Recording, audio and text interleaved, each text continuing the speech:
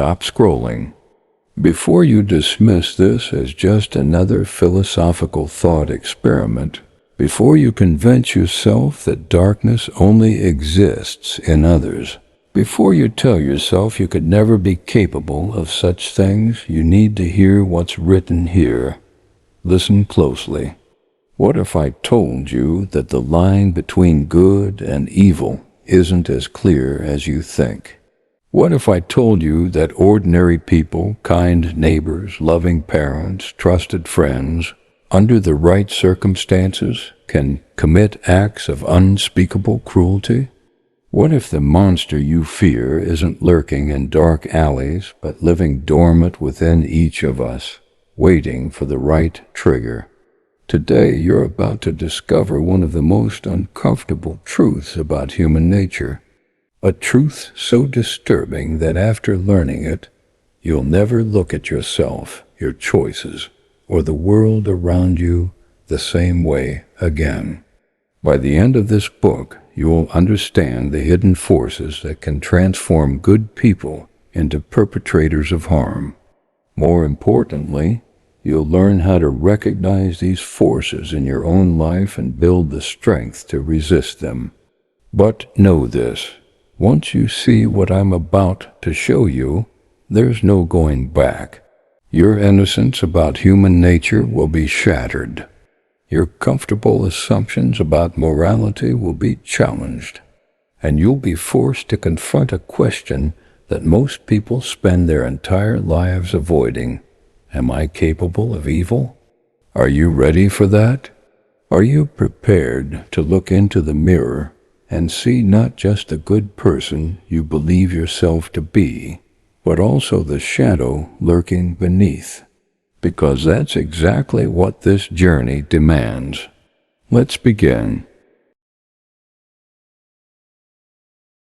Have you ever wondered what it takes for a good person, someone kind, compassionate, and ethical, to commit acts of cruelty or even become a monster? Imagine someone you admire, someone you trust, slowly transforming into someone unrecognizable. Your gentle colleague who suddenly becomes an aggressive manager. Your peaceful neighbor who joins a movement promoting hate. Your loving parent who turns cold and distant under stress. What if I told you this isn't just a rare anomaly, but a pattern woven throughout history and human behavior?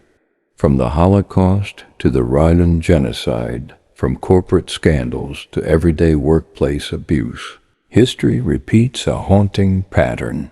Ordinary people, under certain conditions, commit extraordinary acts of harm. The German soldiers who operated death camps weren't born as monsters. Many were fathers, musicians, teachers. The Hutus who participated in the Rwandan genocide were neighbors to the Tutsis they killed.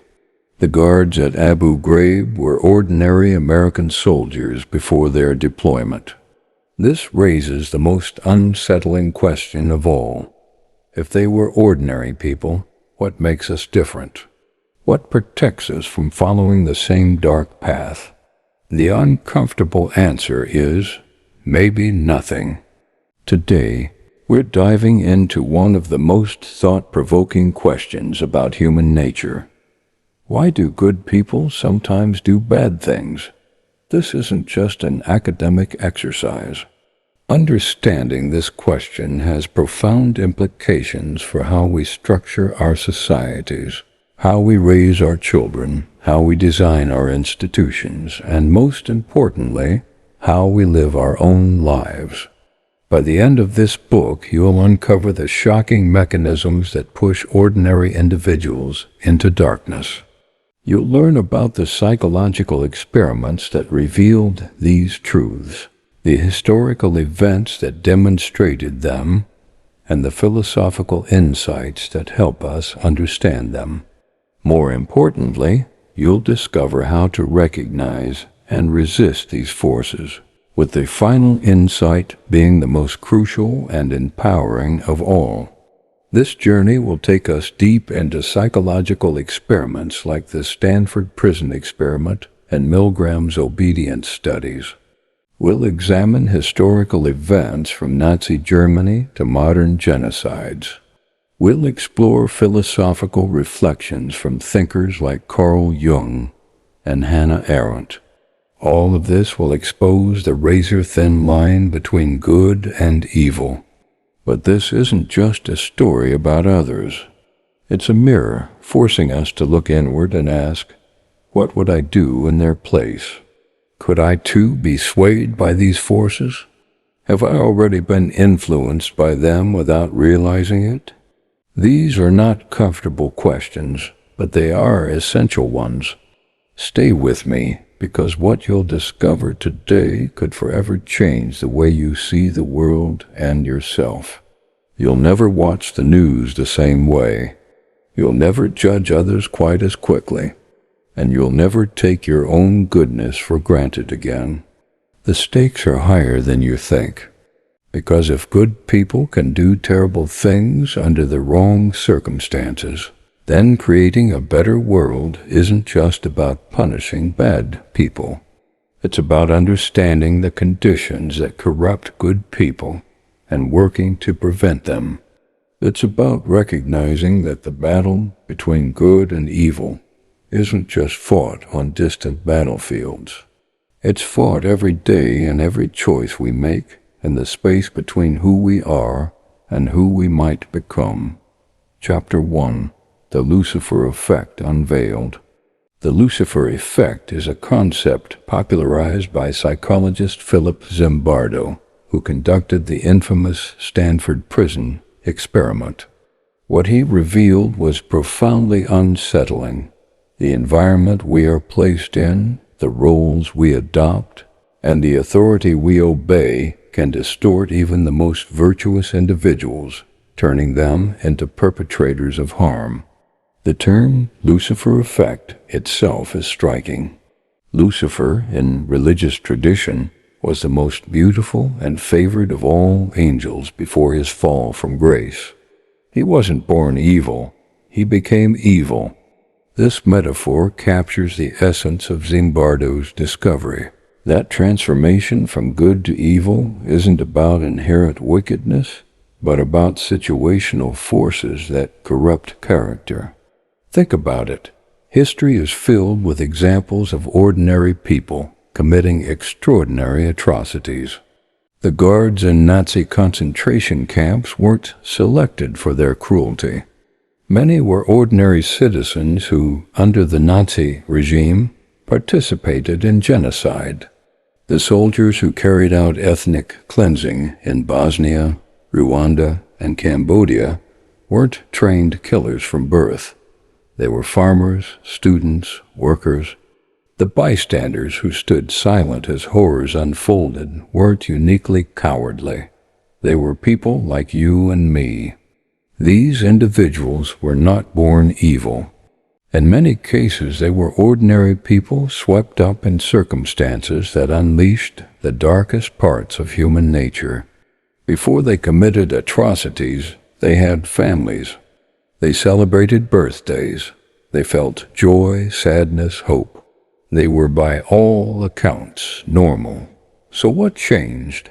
What transformed these ordinary individuals into perpetrators of horror? The answer lies in a combination of psychological and social forces that shape human behavior. These forces are so powerful, so insidious, that they can override our moral compass, silence our conscience, and lead us down paths we never imagined we'd walk. Zimbardo identified several key mechanisms at work in the Lucifer Effect. First, there's the power of situations to overwhelm individual disposition. We like to believe that character is destiny, that good people will remain good regardless of circumstances. But the evidence suggests otherwise. Put good people in toxic situations and their goodness becomes fragile. Second, there's the gradual nature of moral corruption. Evil rarely announces itself with dramatic fanfare. Instead, it creeps in through small compromises, incremental steps. each one seeming reasonable at the time. You don't wake up one day and decide to become a monster. You take one small step, then another, and before you realize it, you've traveled far from where you started. Third, there's the power of anonymity and de-individuation. When we lose our sense of individual identity within a group, when we can hide behind uniforms, roles, or collective action, the psychological barriers against harmful behavior weaken dramatically. Fourth, there's the diffusion of responsibility. When harmful actions are shared among a group, when everyone is just following orders or just doing their part, individual moral responsibility becomes diluted. Nobody feels fully accountable because nobody acted alone. These mechanisms don't excuse evil acts, but they do explain them, and understanding them is the first step toward preventing them. What Zimbardo discovered, and what subsequent research has confirmed, is that the capacity for evil isn't a rare trait possessed by a deviant few. It's a potential that exists within all of us, waiting to be activated by the right combination of circumstances. This realization is both terrifying and liberating. Terrifying because it means none of us can claim immunity from moral corruption. We're all vulnerable. But liberating because if evil is situational rather than dispositional, then we can change situations. We can design better systems, create healthier cultures, and establish safeguards against moral corruption. The Lucifer Effect teaches us that the question isn't, are there evil people? But rather, what are the conditions that lead good people to do evil things? Once we understand these conditions, we can work to prevent them. But before we can prevent them, we must understand them. And understanding begins with looking at the evidence, starting with one of the most controversial and revealing psychological experiments ever conducted, the Stanford Prison Experiment.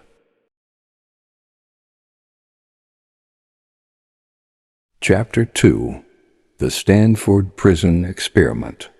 In the summer of 1971, Philip Zimbardo set up a simulated prison in the basement of Stanford University's psychology building. He recruited college students, screened them for psychological stability, and randomly assigned them to play either guards or prisoners. The goal was to study the psychology of imprisonment, to understand how people adapt to positions of power and powerlessness. The experiment was scheduled to last 2 weeks. It lasted 6 days. What happened in those 6 days would shock the world and forever change our understanding of human nature. The transformation began almost immediately. Students assigned to be guards were given uniforms, mirrored sunglasses to hide their eyes, and wooden batons. Students assigned to be prisoners were given ill-fitting smocks, assigned numbers instead of names, and subjected to a humiliating intake process. Within hours, the guards began asserting their authority in increasingly aggressive ways. Within days, some guards had become sadistic, devising creative forms of psychological torture. They forced prisoners to do push-ups, denied them bathroom privileges, made them clean toilets with their bare hands, and subjected them to humiliating exercises. The prisoners, meanwhile, showed signs of extreme psychological distress. Some became passive and depressed. Others became rebellious, leading to even harsher treatment. Several experienced emotional breakdowns so severe they had to be released early. Remember, these were not actors. These were college students screened for psychological health, randomly assigned to roles. Nothing about their individual personalities predicted who would become an abusive guard or a broken prisoner. The situation created the behavior. What was most shocking was how quickly the participants lost sight of their true identities. They weren't students in a psychology experiment anymore. They had become their roles. Guards felt genuinely powerful and entitled. Prisoners felt genuinely helpless and degraded. Even Zimbardo himself became absorbed in his role as prison superintendent, losing his objectivity as a researcher. It took an outsider, Christina Masluck, a graduate student who would later become Zimbardo's wife, to recognize the ethical catastrophe unfolding and convince him to end the experiment. Her observation was simple but profound. What you're doing to those boys is terrible. The Stanford Prison Experiment revealed several critical insights about human behavior. First, it demonstrated the overwhelming power of social roles. When people are assigned roles, especially roles embedded in existing power structures, they tend to conform to those roles even when doing so conflicts with their personal values. The guards knew they were in an experiment. They knew they were dealing with fellow students, yet many still treated prisoners with genuine cruelty. Second, the experiment showed how quickly moral disengagement can occur. Many guards reported using various justifications for their behavior. I was just playing the role. The prisoners were being rebellious and needed to be controlled. It was just an experiment. These rationalizations allowed them to distance themselves from the moral implications of their actions. Third, the study revealed the danger of de-individuation. The guards' mirrored sunglasses prevented eye contact, making it easier to dehumanize the prisoners. The prisoners assigned numbers rather than names stripped them of their individual identities.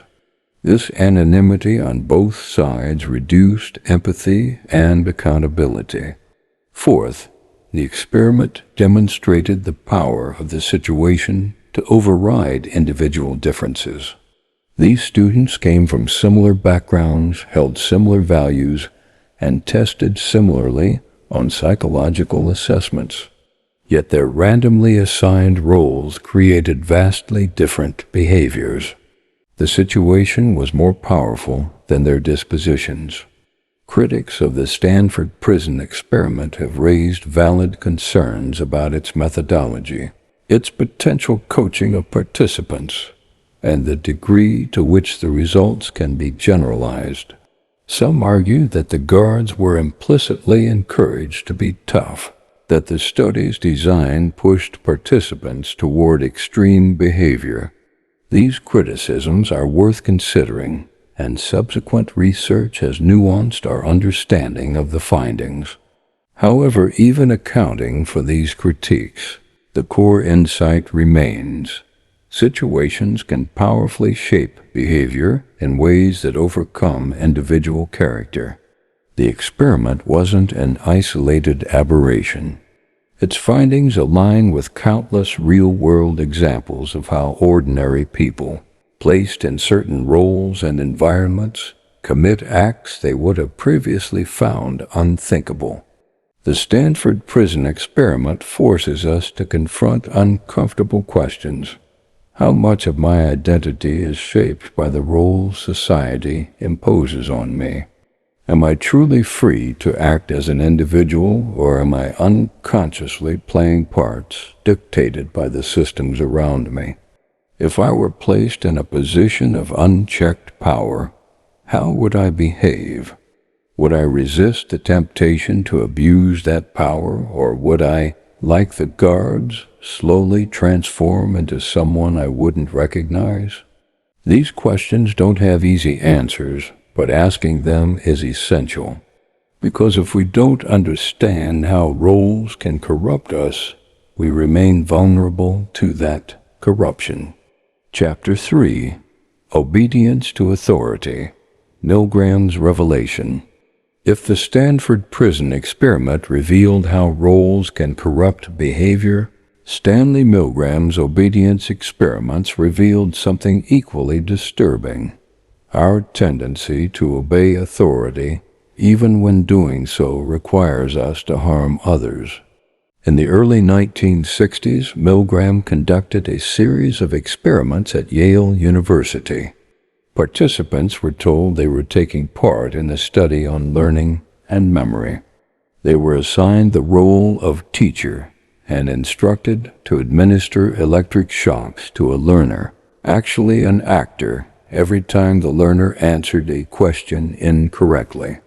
The shocks started at 15 volts and increased in 15-volt increments up to 450 volts, labeled 30. The learner in another room would pound on the walls, scream in pain, beg to be released, and eventually fall silent. All of this was staged, but the teachers didn't know that. They believed they were actually shocking another person. The question was, how far would they go? Before conducting the experiment, Milgram surveyed psychiatrists, college students, and middle-class adults, asking them to predict how many people would administer the maximum 450-volt shock. The consensus was that only a sadistic few, perhaps 1 to 2%, would go all the way. The reality was shocking. 65% of participants administered the full 450-volt shock, even after the learner had fallen silent, suggesting unconsciousness or worse. These weren't sadists. They were ordinary people from New Haven, Connecticut. Teachers, salespeople, engineers, laborers. Many showed signs of extreme stress, sweating, trembling, laughing nervously. Some protested verbally, but when the experimenter, wearing a lab coat and speaking with calm authority, said, "The experiment requires that you continue," or "You have no other choice, you must go on," most participants obeyed. Think about what this means. In the presence of authority, ordinary people will commit acts they find morally reprehensible. They'll override their conscience, ignore the suffering they're causing, and obey orders even when those orders conflict with their deepest values. Milgram's experiments revealed several factors that increase obedience to authority. First, the legitimacy of the authority figure matters. In the original experiments, the authority was a scientist at a prestigious university, someone participants perceived as legitimate and expert. When Milgram moved the experiments to a rundown office building and removed the Yale affiliation, obedience rates dropped. Second, proximity to the victim affects obedience. When the learner was in the same room as the teacher, obedience decreased. When the teacher had to physically place the learner's hand on a shock plate, obedience decreased further. The more direct and personal the harm, the harder it was to inflict it. Third, the presence of dissenting peers reduces obedience. When participants saw others refusing to continue, they were more likely to refuse as well. Social support for resistance made resistance easier. Fourth, the incrementality of the task facilitated obedience. Nobody started at 450 volts. They started at 15 volts, a level that seemed harmless. Each subsequent increase was only 15 volts more. This gradual escalation made it psychologically easier to continue. If participants had been asked to start at a dangerous level, many would have refused. But by the time they reached dangerous levels, they had already committed to the process. This incremental commitment is one of the most insidious aspects of obedience to authority. We don't leap into evil. We're led into it, one small step at a time. Each step seems reasonable given the previous step, Before we realize it, we're far beyond any line we thought we'd never cross. Milgram's findings have profound implications. They help explain how the Holocaust happened. When Holocaust perpetrators were put on trial, many used the defense, "I was just following orders." For decades, this defense was dismissed as a cowardly excuse. But Milgram's research suggests it might also be a psychological reality, not a moral excuse, but a description of how ordinary people can be led to commit atrocities. This doesn't absolve perpetrators of responsibility, but it does shift our understanding of where responsibility lies. It's not just with the individual who pulls the trigger or administers the shock. It's also with the systems that create situations where obedience to authority overrides moral judgment. Now think about your own life. How often do you follow instructions without questioning them? When your boss asks you to do something that makes you uncomfortable, do you push back or comply? When societal norms conflict with your values, do you resist or conform? When an expert tells you something is necessary, do you critically evaluate that claim or accept it on authority? We all want to believe we'd be in that 35% who refused to administer the maximum shock. But statistically, most of us would be in the 65% who obeyed. That's not a comfortable thought, but it's an important one, because recognizing our vulnerability to authority is the first step toward resisting its misuse. Chapter 4. The Power of Dehumanization. Authority and obedience explain part of why good people do bad things, but they don't explain everything. There's another critical mechanism at work, one that makes cruelty not just possible, but psychologically easy: dehumanization. Dehumanization is the process of perceiving others as less than fully human. When we dehumanize, we strip people of their individuality, their complexity, their humanity. We reduce them to labels, stereotypes, objects. And once someone is no longer fully human in our eyes, harming them becomes dramatically easier. Throughout history, every genocide, every mass atrocity, every systematic oppression has been preceded by dehumanization. The Nazis called Jews vermin and parasites. Hutu extremists called Tutsis cockroaches. Slave traders and owners viewed enslaved Africans as property, not people. American propaganda during World War II depicted Japanese people as subhuman creatures. This wasn't accidental. It was strategic, because if you can convince people that their enemies aren't really human, that they don't feel pain the way we do, that they don't love their children the way we love ours, then you can convince people to commit acts of violence they would otherwise find impossible. Psychologist Albert Bandura demonstrated this in laboratory settings. In one experiment, participants were told to administer electric shocks to people in another room. Again, the shocks were fake, but participants didn't know this. One group was told the people they were shocking were nice. Another group was told they were animals. The group that heard dehumanizing language administered significantly higher levels of shock. Just hearing someone described in dehumanizing terms made participants more willing to harm them. This is the insidious power of language.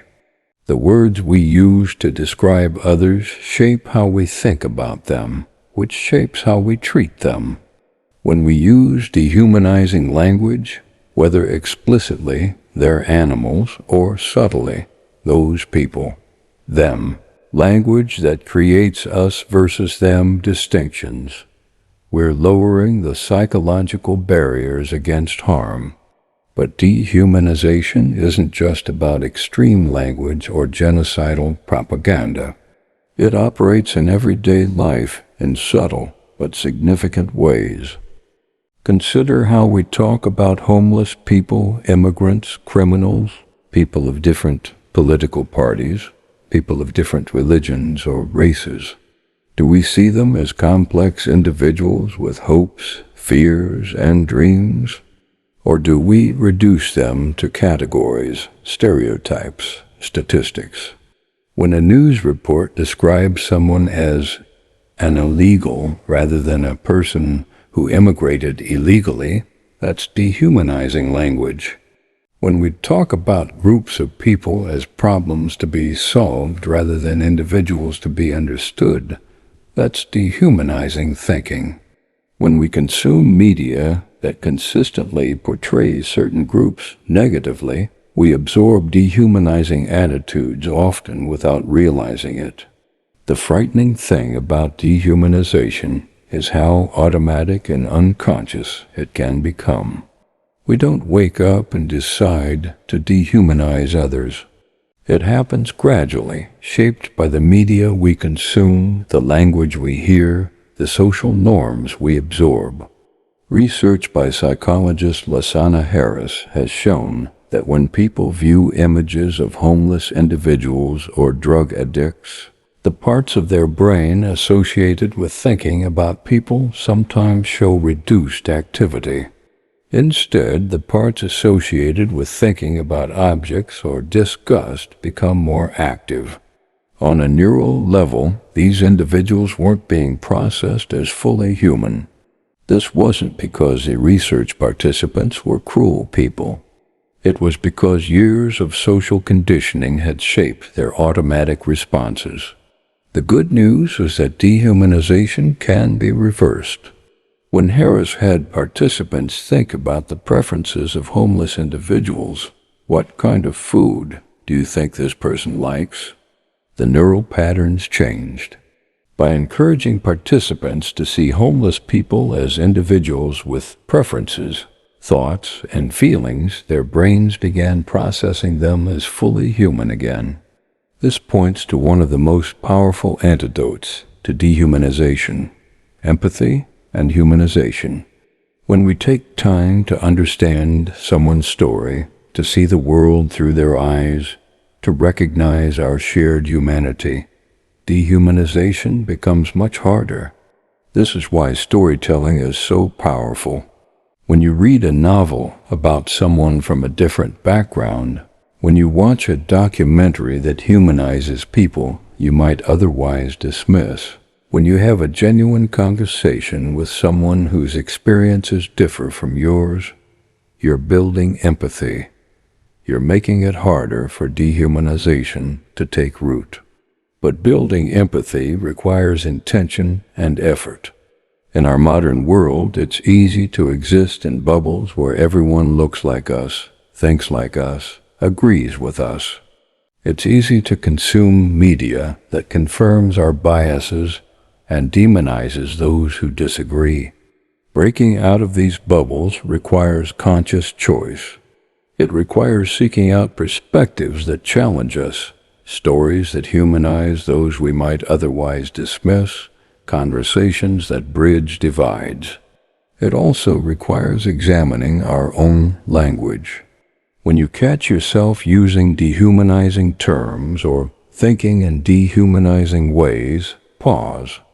Ask yourself, am I seeing this person as a complex individual, or am I reducing them to a category?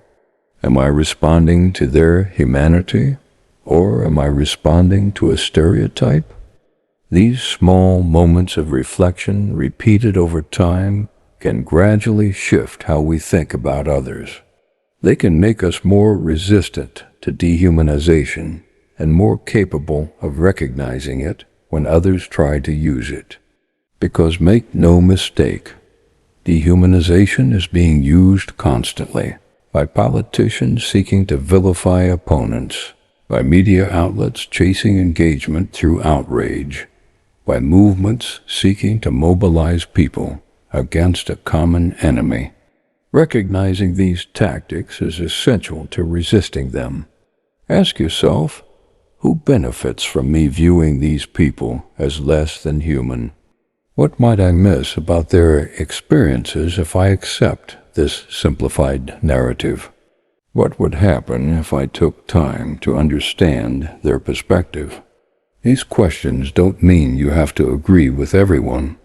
You can recognize someone's humanity while still disagreeing with their actions or beliefs. But you can't truly understand those actions or beliefs, and you certainly can't find constructive ways to address conflicts if you first dehumanized the people involved. Dehumanization is one of the most dangerous forces driving the dark side of human nature. But it's also one we can consciously resist. One person, one interaction, one moment of empathy at a time. Chapter 5. Social Roles and Identity. Dehumanization helps explain how we can harm others, but there's another piece of the puzzle: how we can become someone we don't recognize. This is where social roles and their influence on identity become critical. Who are you? It seems like a simple question, but the answer is far more complex than we often realize.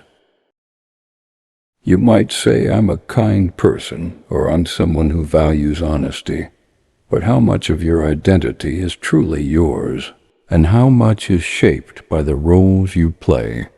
Think about the different roles you occupy: employee or employer, parent or child, leader or follower, member of various groups and communities. Each role comes with expectations, norms, and pressures that shape how you behave and even how you think. The Stanford Prison Experiment vividly demonstrated this. College students randomly assigned to be guards or prisoners began acting like guards and prisoners, often in ways that contradicted their personal values. The roles overwhelmed their individual identities. But this phenomenon isn't limited to extreme experimental conditions. It happens in everyday life, constantly. Consider someone who is kind and patient at home but harsh and demanding at work. Are they two different people? No. They're one person responding to different role expectations. The work environment demands efficiency, authority, and results. The home environment hopefully rewards kindness, patience, and nurturing. The same person manifests different aspects of their personality depending on the role they're playing. Now consider what happens when a role demands behavior that conflicts with your values. Maybe you're promoted to a management position where you're expected to enforce policies you disagree with. Maybe you join a group where going along with the crowd means compromising your principles. Maybe you're placed in a competitive environment where succeeding requires behavior you'd normally condemn. In these situations, you face a choice: resist the role expectations and face consequences. Social rejection, professional setbacks, conflict, or conform to the role and compromise your values. Most people, most of the time, choose conformity, not because they're weak, but because the psychological and social pressure to fulfill role expectations is immensely powerful. This is what social psychologists call role absorption or role engulfment. When you spend enough time in a role, especially one that comes with power, status, or strong expectations, that role begins to define you. You internalize it. What started as playing a part becomes who you are. This is particularly dangerous when roles come with significant power. Power itself has corruptive effects, as demonstrated by decades of research. People in positions of power are more likely to act impulsively, to ignore others' perspectives, to feel entitled to rewards and privileges. They're more likely to objectify others and less likely to feel empathy. Why? Because power changes how we see ourselves and others. It creates psychological distance. When you have power over others, it becomes easy to see them as means to your ends, rather than as individuals deserving of respect and consideration. And when you see others this way, mistreating them becomes easier. The corporate executive who sees employees as expendable resources rather than people with families and dreams. The police officer who sees citizens as potential threats rather than people deserving of respect. The teacher who sees students as statistics rather than individuals with unique needs. These aren't necessarily bad people.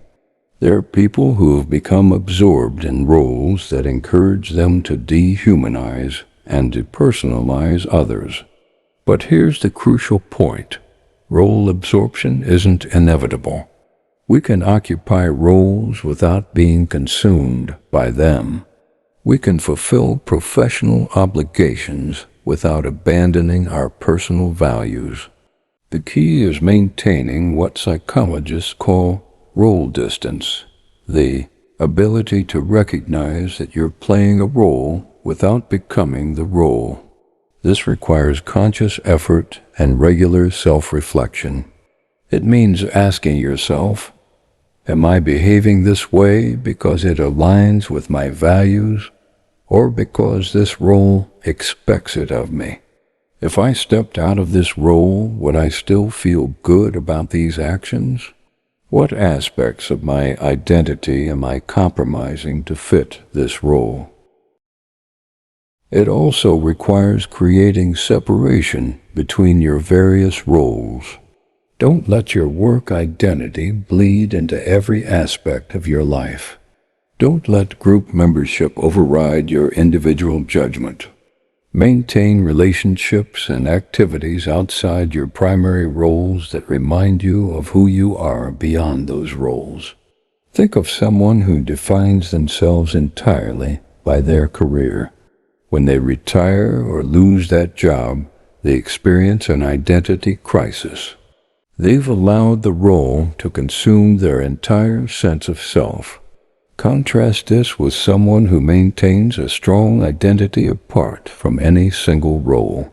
They're better equipped to resist role-based corruption because they have something solid to return to, a core self that exists independently of whatever role they're currently occupying.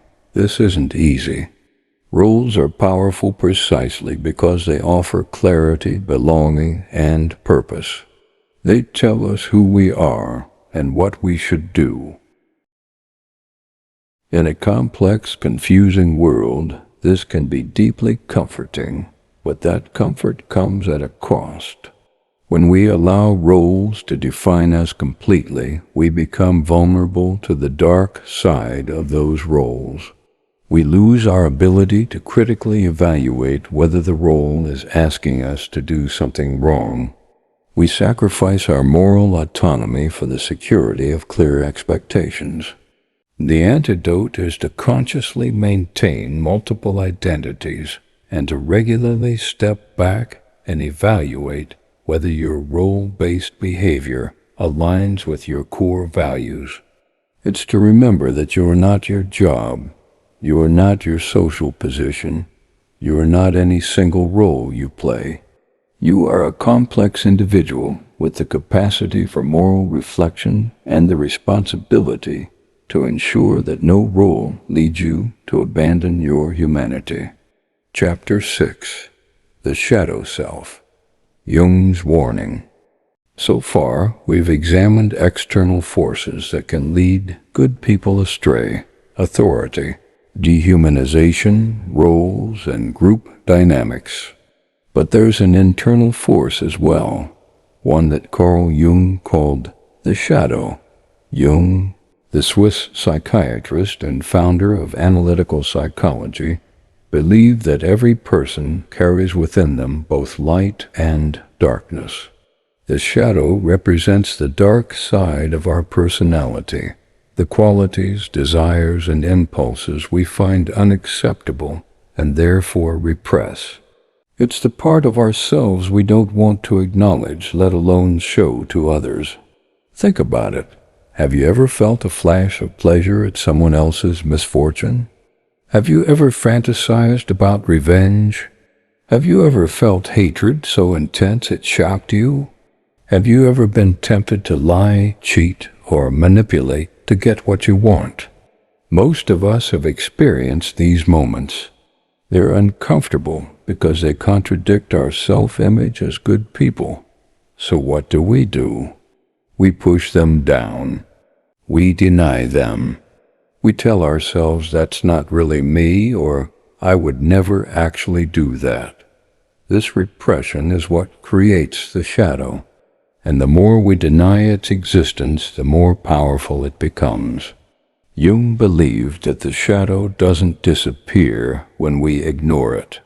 Instead, it operates unconsciously, influencing our behavior in ways we don't recognize. It gets projected onto others. We see in them the qualities we deny in ourselves. It emerges in moments of stress, anger, or diminished self-control. It shapes our dreams and our slips of the tongue. Most dangerously, a denied shadow can erupt in destructive ways when circumstances provide permission for its expression. Consider someone who prides themselves on being peaceful and kind, who has never acknowledged their capacity for aggression. If placed in a situation where aggression is expected or rewarded, like becoming a guard in the Stanford Prison Experiment, or being drafted into military service, their repressed aggression might emerge with frightening intensity precisely because it's been denied for so long. This is part of why good people can sometimes commit acts of shocking cruelty. They're not necessarily hypocrites who were secretly bad all along. They're people who never acknowledge their capacity for darkness, and therefore never developed the ability to consciously manage it. Jung's solution wasn't to eliminate the shadow. He believed that was impossible and even undesirable. Instead, he advocated for shadow integration, consciously acknowledging the darker aspects of ourselves, understanding them, and choosing how to respond to them. This is radically different from how we usually think about being good. We tend to believe that being good means not having bad thoughts or impulses. Jung says being good means acknowledging those thoughts and impulses exist, understanding where they come from, and consciously choosing not to act on them destructively. Think about anger. The conventional view is that anger is bad, and good people don't get angry. But Jung would say anger is a natural human emotion. Denying it doesn't make it go away. It just makes it emerge in unhealthy ways: passive aggression, displaced anger at innocence, or explosive rage when suppression finally fails. Shadow integration means acknowledging, yes, I feel angry, and then consciously choosing how to respond to that anger. Maybe you use it as motivation for positive change. Maybe you express it constructively. Maybe you examine what deeper needs or wounds are driving it. The point is you're working with the anger consciously, rather than being controlled by it unconsciously. This applies to all the dark impulses we carry: the desire for power, the impulse toward aggression, the tendency toward selfishness, the capacity for deception. These aren't things to be ashamed of or to pretend don't exist. They're part of being human. The question isn't whether you have a shadow, you do. The question is whether you acknowledge it and learn to work with it consciously, or deny it and remain vulnerable, to its unconscious influence. Shadow work requires brutal honesty with yourself. It means asking uncomfortable questions. What qualities do I most despise in others? These are often projections of my own shadow. When have I acted in ways I'm ashamed of? What was I really feeling in those moments? What do I fantasize about that I'd never want anyone to know? What would I do if I knew I could get away with it? These aren't pleasant reflections, but they're necessary ones, because the alternative, maintaining an idealized self-image that denies your capacity for darkness, leaves you vulnerable to that darkness emerging in uncontrolled ways. Shadow integration also fosters compassion. When you acknowledge your own capacity for anger, selfishness, and cruelty, you become more understanding of these qualities in others. You realize that judging others harshly often reflects your own denied shadow. You can hold people accountable for harmful actions while still recognizing their humanity and your own similarity to them. This doesn't mean excusing bad behavior. It means approaching it with understanding rather than just condemnation. It means recognizing that the line between good and evil runs through every human heart, including yours. Jung believed that one of the most dangerous things in the world is someone who believes themselves to be purely good. Such people, lacking self-awareness about their shadow, are most vulnerable to its unconscious expression. They're the ones who commit atrocities while believing themselves righteous. History is full of examples. Religious leaders who tortured heretics believing they were saving souls.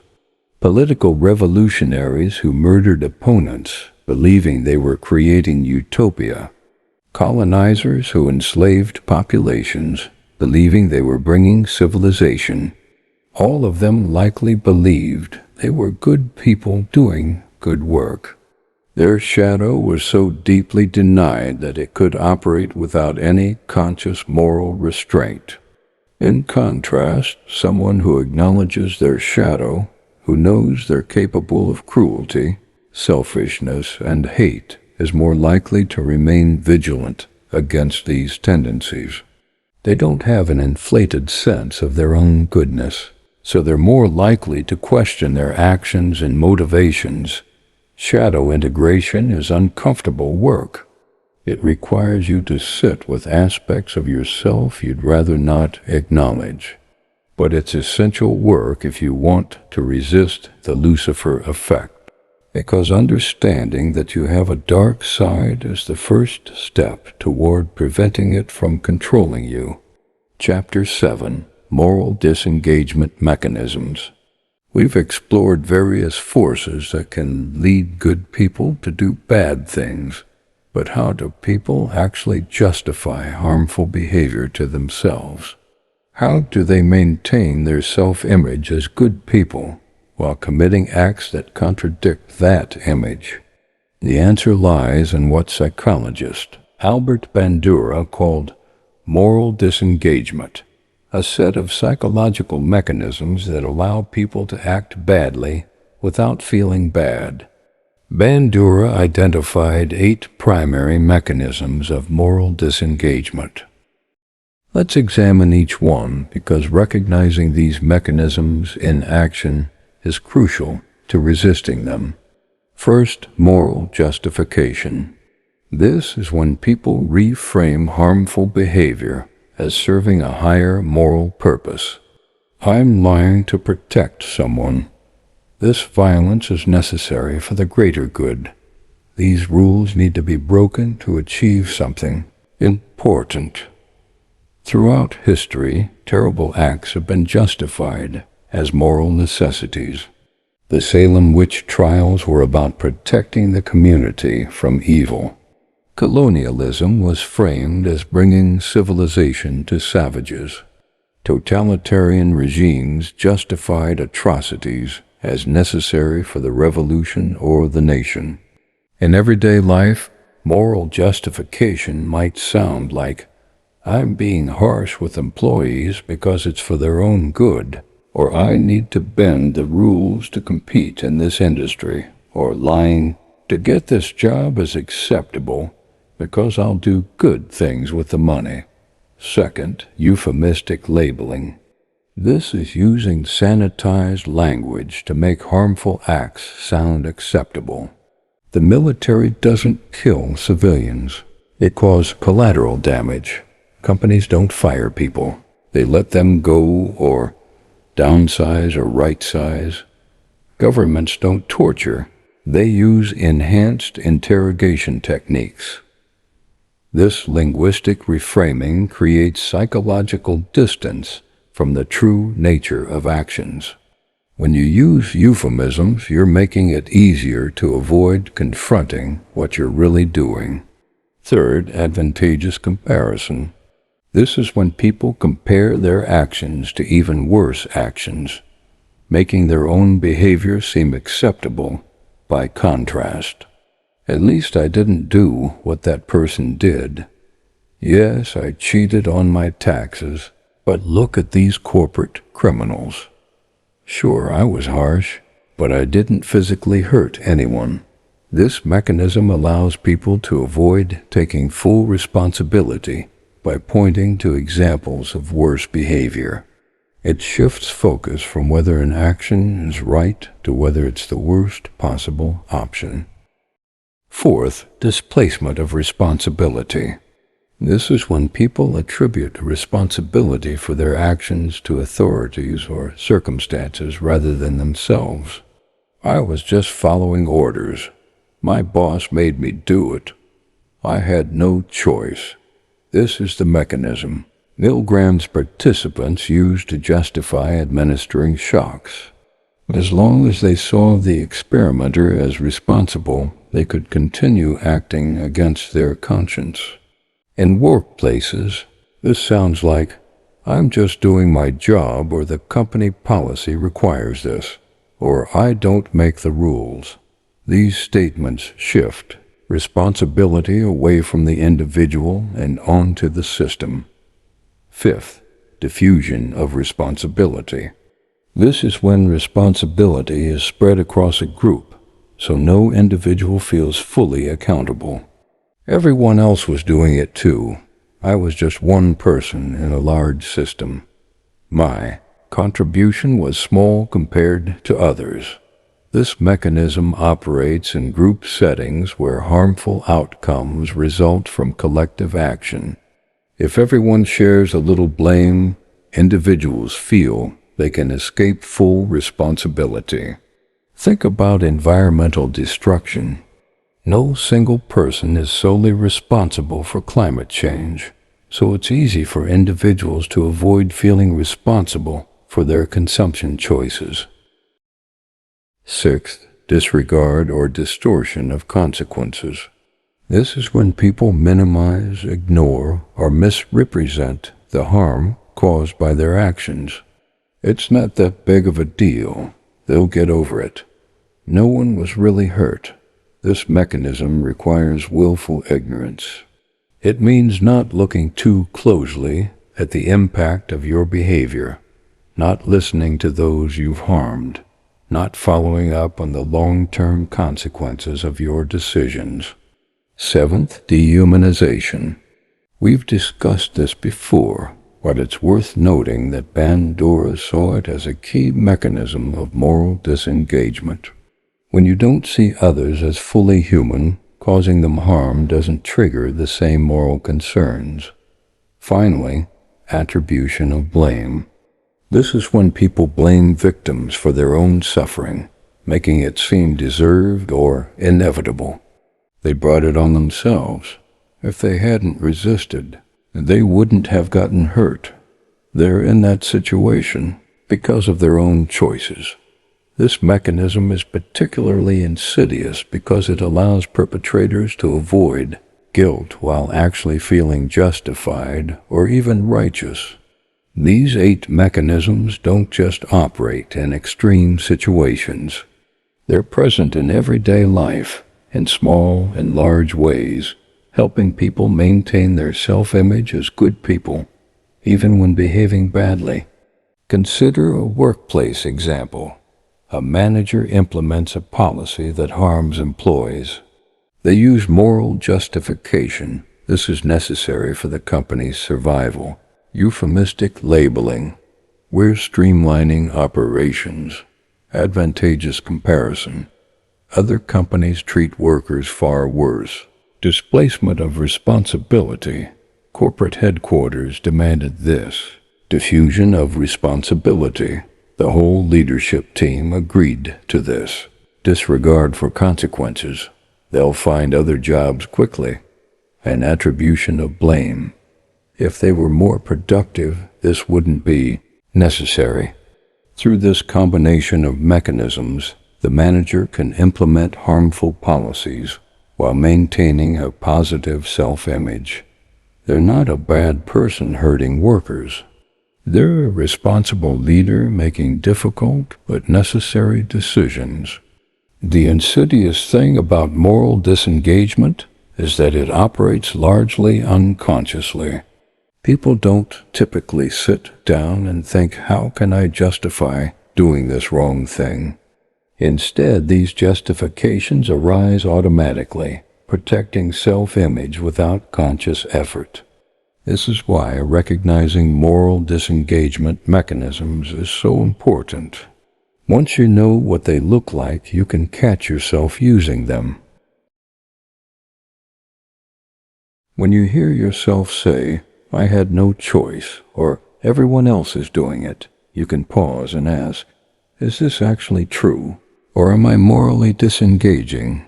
This self-awareness doesn't automatically make you behave better, but it makes it much harder to behave badly while maintaining the comfortable belief that you're a good person.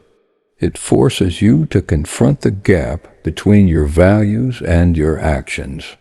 And that confrontation, uncomfortable as it is the first step toward closing that gap. Chapter 8. The Tipping Point of Corruption. We've examined the various forces and mechanisms that can lead good people astray, but there's a critical question we haven't fully addressed. What is the exact moment when someone crosses the line? When does a good person become someone capable of real harm? The uncomfortable answer is that there usually isn't a single dramatic moment. The transformation is gradual, incremental, almost imperceptible. This is what makes it so dangerous. It's what psychologists call the slippery slope. A series of small compromises that lead to increasingly serious moral failures. Think about it this way. Nobody wakes up one morning and decides, today I'm going to become a corrupt person. Instead, they make a small compromise just this once. For a good reason. Something that, viewed in isolation, might seem minor or even justified. Maybe you tell a small lie to avoid embarrassment. Maybe you look the other way when a colleague does something questionable. Maybe you take credit for someone else's work just this one time. Maybe you stay silent when witnessing injustice because speaking up would be uncomfortable. These small choices might seem inconsequential in the moment, but they create a precedent. They establish a pattern. And each subsequent compromise becomes easier because you've already taken the first step. Psychologists have demonstrated this phenomenon repeatedly. In one famous study by social psychologist Jonathan Friedman, researchers went door to door, asking homeowners to place a large, ugly sign on their lawn, promoting safe driving. Most people refused. But the researchers had another group, people who 2 weeks earlier had agreed to place a small, unobtrusive sticker in their window with the same message. When these people were later asked about the large sign, over 70% agreed. Why? Because they'd already made a small commitment to the cause. They'd already established themselves in their own minds as the kind of person who supports safe driving.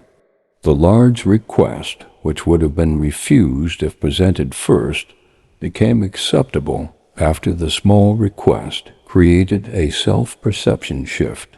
This is called the foot in the door technique in social psychology, and it demonstrates how small commitments lead to larger ones. Now apply this to moral corruption. The first compromise might be small, fudging numbers slightly on a report, telling a white lie to a customer, staying silent when someone makes a racist joke. Each action, viewed alone, might seem relatively harmless, but each action makes the next one easier. Over time, you travel far from where you started. You do things you once would have found unthinkable, but because you arrive there gradually through a series of small steps, each one seeming reasonable at the time, you might not even realize how far you've gone. This is how corporate fraud happens.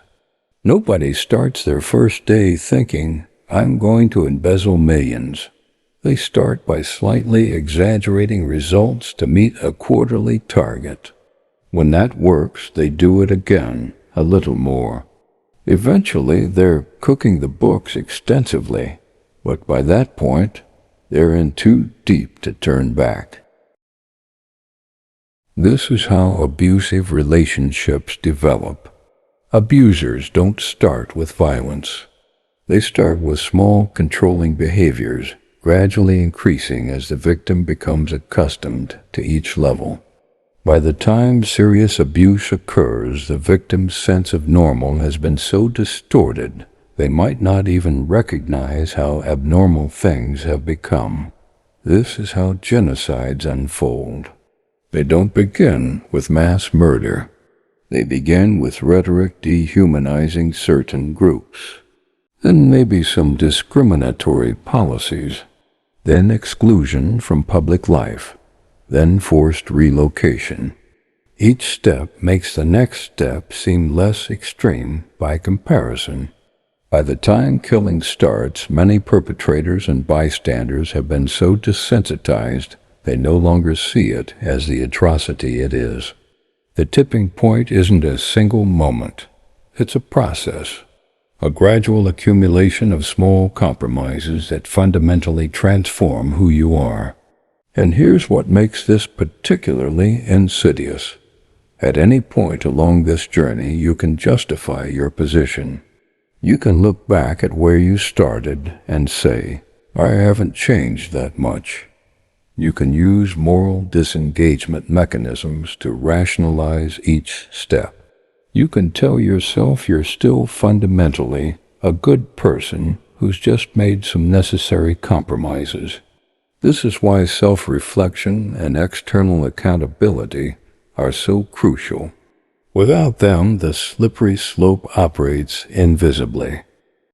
You slide down it without realizing you're moving. So how do you resist the slippery slope? How do you recognize when you're on it before you've traveled too far?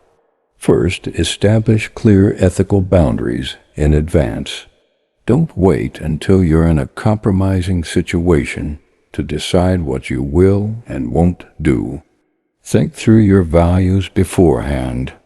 What lines will you absolutely not cross? What are you willing to lose? A job, a relationship, status, rather than compromise? Having these boundaries clearly established makes it easier to recognize when you're approaching them. When you see the line clearly, it's harder to tell yourself you're not crossing it. Second, pay attention to the justifications you use.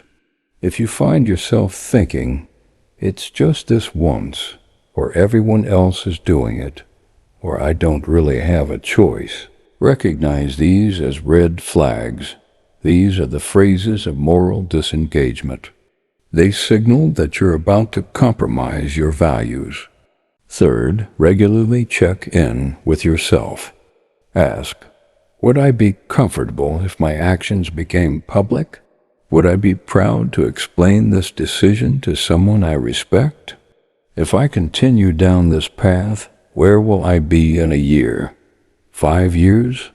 These questions can help you see the trajectory you're on before you're too far along to change course.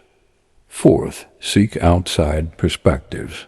People outside your situation can often see what you've become blind to.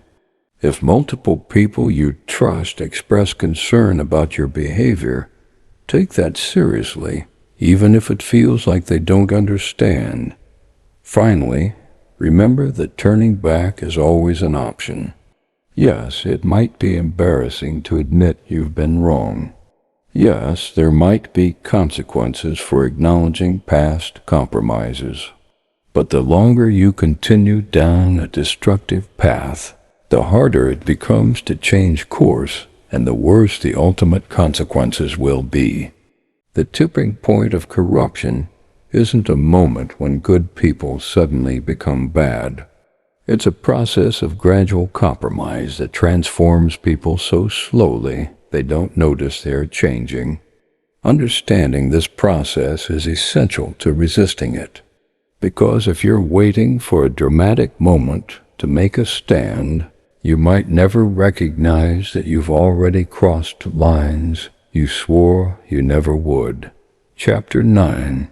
Leadership's Double-Edged Sword.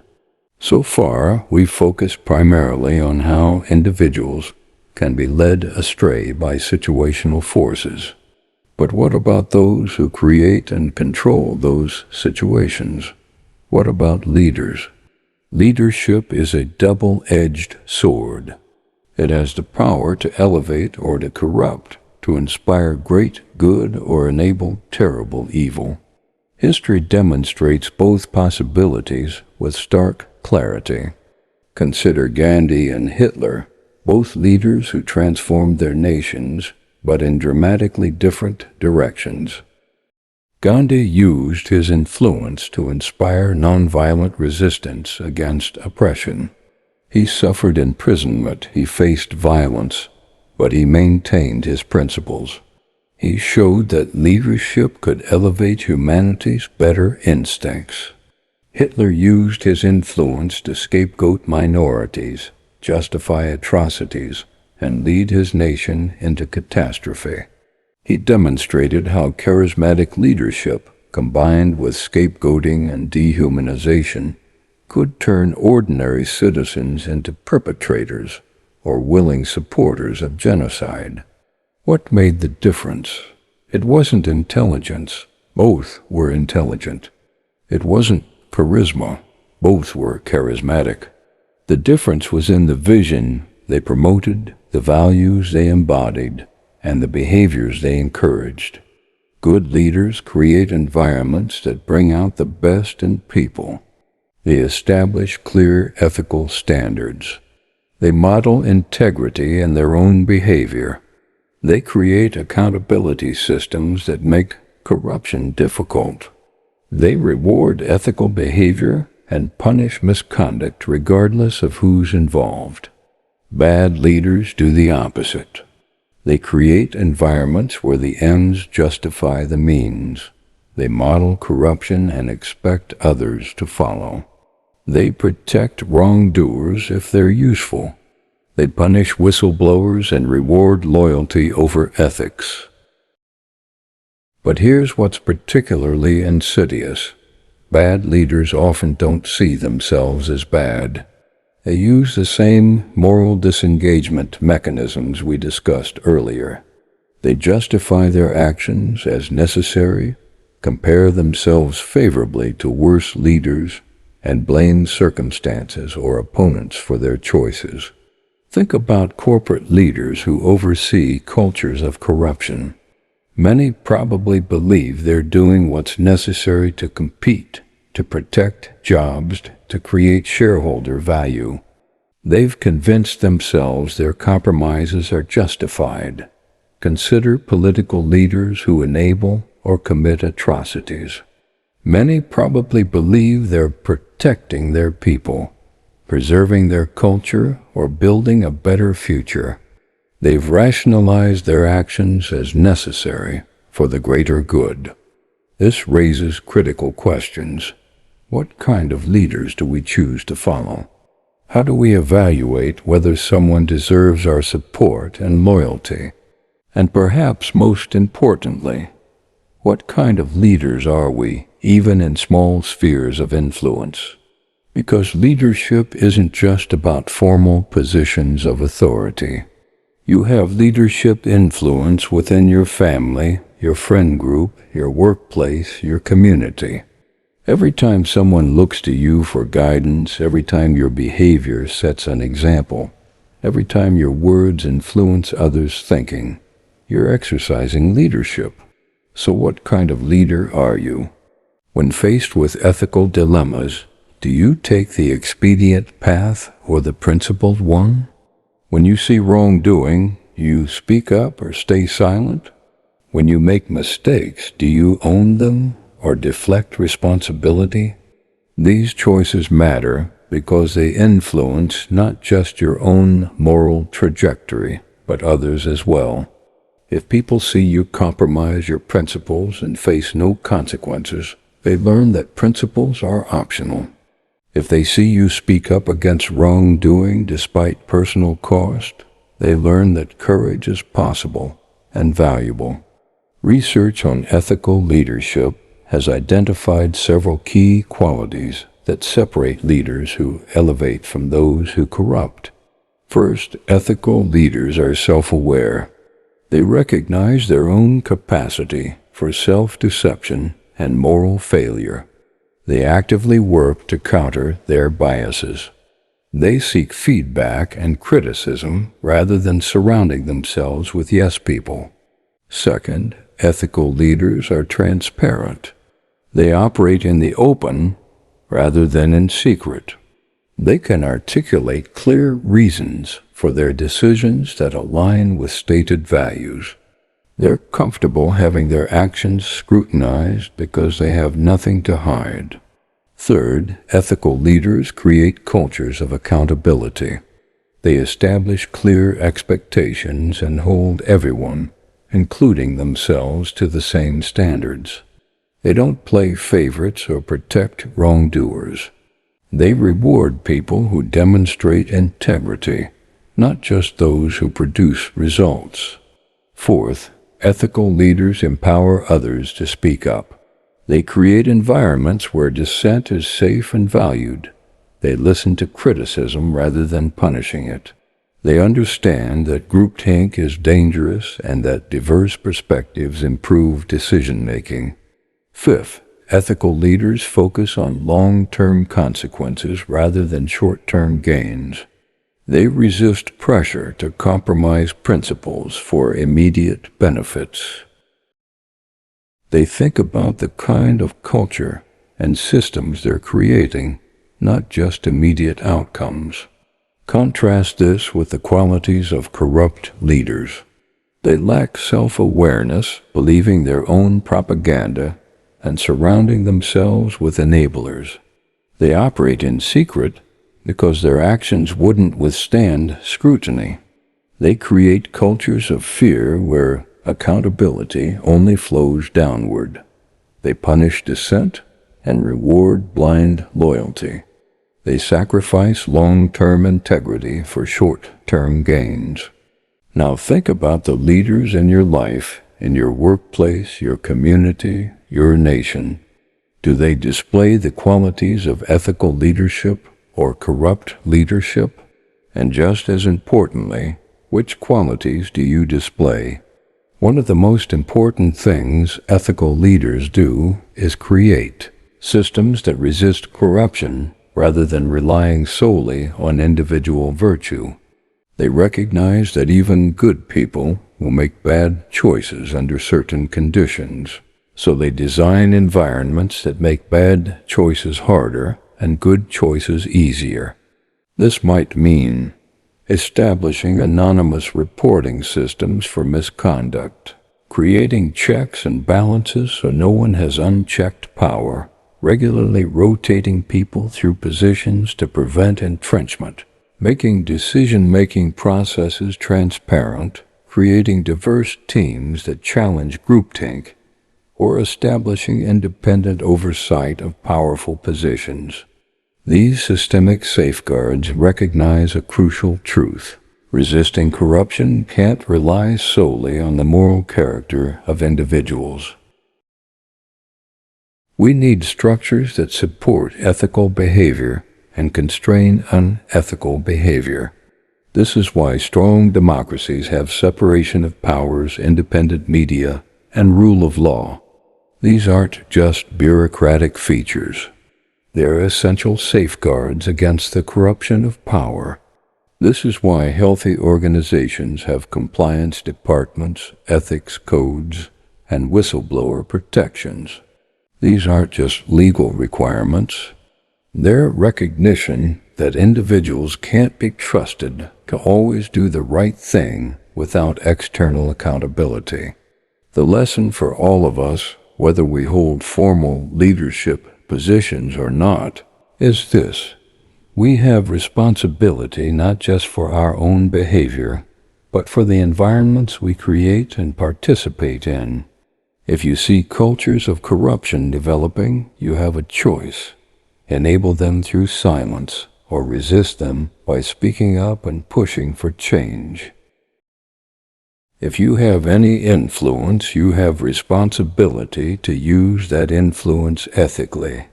Because the difference between leaders who elevate and leaders who corrupt isn't usually a matter of dramatic choices between obvious good and evil.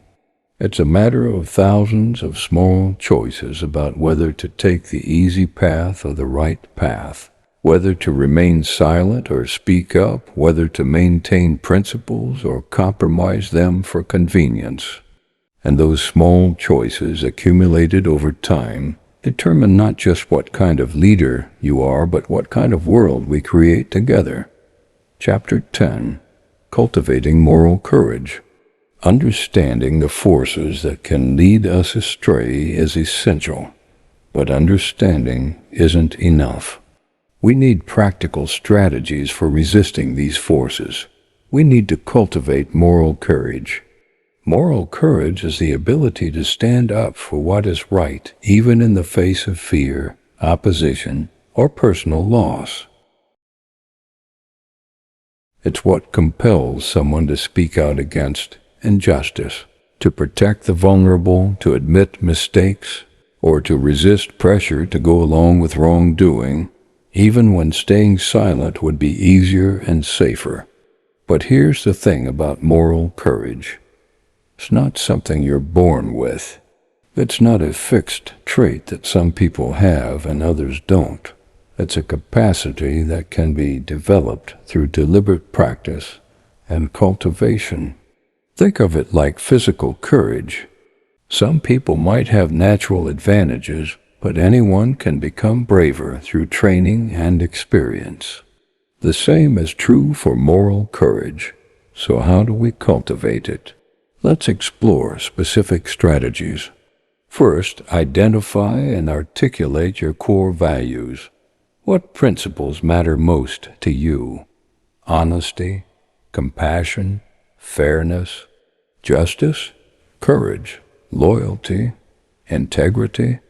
Take time to really think about this. Don't just list words. Think about what these values mean to you and why they matter. Write them down. Make them explicit. Because when you're faced with a moral dilemma, vague notions of being a good person aren't enough to guide you. You need clear values that you've thought deeply about. Once you've identified your values, think about what they require of you. If you value honesty, what does that mean when telling the truth is costly? If you value compassion, what does that require when it's inconvenient? If you value justice, what are you willing to sacrifice to uphold it?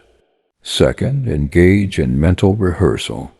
This is one of the most powerful techniques for building moral courage. Imagine yourself in challenging ethical situations. What would you do if you witnessed bullying at work? How would you respond if pressured to follow an unethical directive? What would you say if your friends were mocking someone for their identity? What would you do if you discovered your company was breaking the law? Don't just think about these scenarios abstractly. Really imagine them. Picture the setting, the people involved, what they might say, how you might feel. Then imagine yourself responding with courage. Imagine speaking up, even though your voice might shake. Imagine standing your ground, even though others might disagree.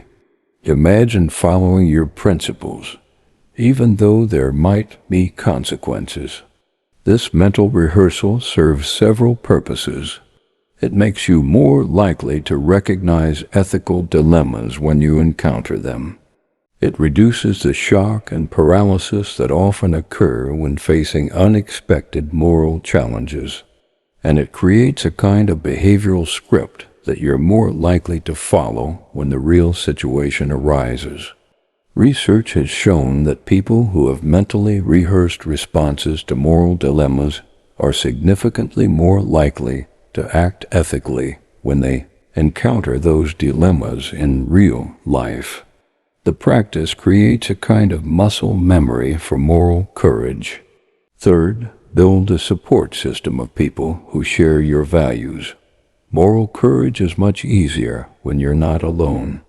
Surround yourself with people who will support your ethical choices, who will hold you accountable when you're tempted to compromise, who will encourage you when resistance is difficult.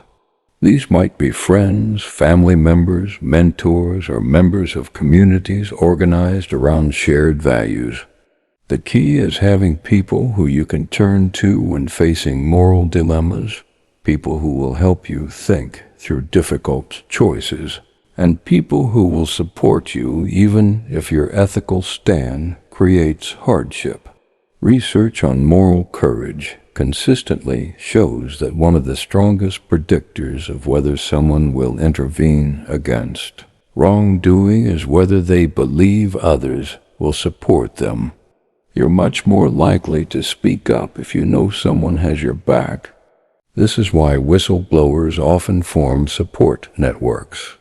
This is why civil rights activists organized movements rather than acting alone.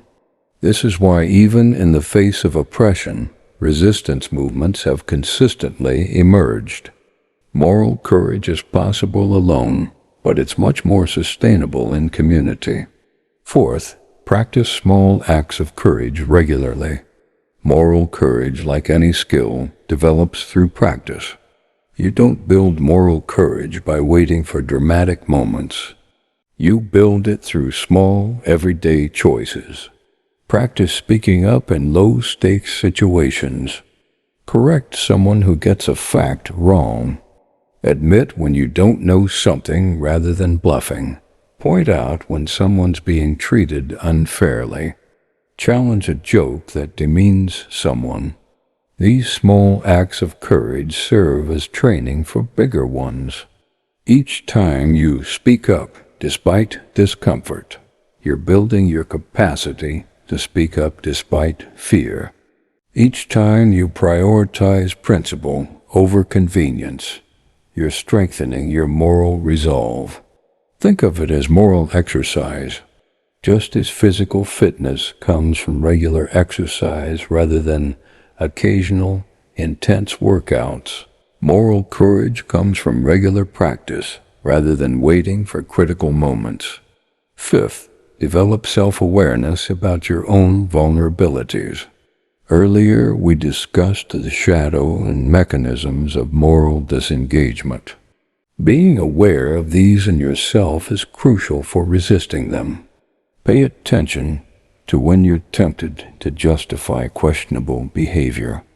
Notice when you're using euphemisms to avoid confronting what you're really doing. Recognize when you're blaming circumstances or others instead of taking responsibility. This self-awareness allows you to catch yourself before you go too far down a problematic path. It's like having an internal alarm system that alerts you when you're at risk of compromising your values. Sixth, accept that moral courage will sometimes cost you something. This is important to understand up front. Doing the right thing isn't always rewarded. Sometimes you'll face consequences for standing up for what's right. You might lose friendships. You might face professional setbacks. You might be ostracized or criticized. Accepting this reality in advance makes it less likely to deter you when it happens. If you expect that moral courage will always be easy and consequence-free, you'll be unprepared for the reality that it often isn't. But if you've accepted that sometimes there's a cost, and you've decided your principles are worth that cost, you're much more likely to maintain them when tested. This doesn't mean seeking out martyrdom or being reckless. It means being realistic about the fact that integrity sometimes requires sacrifice, and deciding in advance that you're willing to make those sacrifices. Finally, remember that moral courage isn't about being perfect. You will fail sometimes. You will face situations where fear overwhelms principle. You will make choices you later regret. What matters is what you do next. Do you pretend the failure didn't happen? Do you rationalize it away? Or do you acknowledge it, learn from it, reflect on what circumstances made it harder to act courageously, and commit to doing better next time? The goal isn't moral perfection. It's moral growth. It's becoming someone who incrementally over time acts with greater courage, integrity, and principle. Each day offers new opportunities to practice, new chances to choose courage over comfort, new moments to align your actions with your values. And the more you practice, the stronger your moral courage becomes, until responding with integrity isn't a constant struggle, but your natural, almost automatic response. That's when you know you've truly cultivated moral courage, when doing the right thing, even when it's difficult, has become who you are rather than something you have to force yourself to do. Chapter 11. The Heroic Imagination. We've spent much of this book examining the dark side of human nature, the forces that can corrupt good people. But there's another side to this story, one that offers hope and inspiration, the capacity for heroism. Philip Zimbardo, the same psychologist who revealed the Lucifer Effect, also developed a concept he calls the heroic imagination. This is the belief that heroism isn't reserved for a special few with exceptional character. It's a mindset and set of skills that ordinary people can develop. Just as circumstances can lead ordinary people to commit terrible acts, circumstances can also inspire ordinary people to perform extraordinary acts of courage, compassion, and self-sacrifice. The question is, how do we cultivate the heroic potential rather than being pulled toward the dark side? Zimbardo argues that heroism, like evil, is often situational. Heroes aren't necessarily people with special character traits that the rest of us lack. They're often ordinary people who, in a particular moment, made a choice to act rather than remain passive. Think about famous heroes throughout history. Many were ordinary people before their heroic moment. Rosa Parks was a seamstress before her refusal to give up her bus seat became a pivotal moment in the civil rights movement. Oskar Schindler was a businessman primarily interested in profit before he used his factory to save over 1,000 Jews from the Holocaust. The passengers on United Flight 93 on September 11, 2001, were ordinary travelers before they decided to fight back against hijackers. What these heroes had in common wasn't exceptional character present from birth. It was that, when faced with a critical moment, they chose to act rather than remaining passive. They chose courage over comfort. They chose principle over self-preservation. Now, you might be thinking, but I'm not in situations like that. I'll probably never face a moment where I need to be a hero. And maybe you're right. Maybe you'll never face a life or death situation requiring dramatic courage. But heroism isn't just about dramatic moments. It's also about everyday acts of moral courage that, while less dramatic, are no less important. Heroism is the teacher who reports abuse even though it means questioning a colleague. It's the employee who blows the whistle on corporate corruption even though it might cost their career. It's the bystander who intervenes when someone is being harassed even though it's uncomfortable and risky. It's the person who stands up against racist jokes in their friend group even though everyone else is laughing. It's the neighbor who helps someone in need, even though it's inconvenient. These acts might not make headlines, but they're heroic nonetheless. They're choices to prioritize moral principle over personal comfort, to act with courage despite risk, to care for others despite cost to oneself. And here's the key insight. These everyday acts of heroism are both preparation for and prevention of larger ethical failures. When you practice small acts of moral courage regularly, you build the capacity for larger acts if they're ever needed. And when enough people act with everyday heroism, it creates cultures and systems that make large-scale ethical failures less likely. So how do we cultivate the heroic imagination? How do we become people more likely to act heroically rather than passively or even complicitly when situations demand it? First, recognize that heroism is possible for you. Don't dismiss heroic action as something only special people are capable of. Research shows that one of the main things that separates heroes from bystanders isn't personality, but mindset. Heroes tend to believe that heroic action is possible and that they're capable of it. Bystanders tend to believe that heroism requires special characteristics they don't have, so they don't even try. Simply believing, I could be a hero if circumstances demanded it, makes heroic action more likely. Second, actively look for opportunities to practice small acts of heroism. You don't have to wait for dramatic situations. Practice everyday heroism regularly. Stand up for someone being treated unfairly, even if it's just a small gesture. Volunteer to help those in need.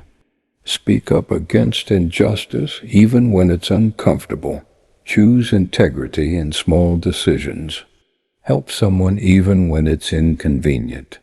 Challenge harmful norms in your community. Each of these acts builds your capacity for heroism. Each makes the next act of courage a little easier.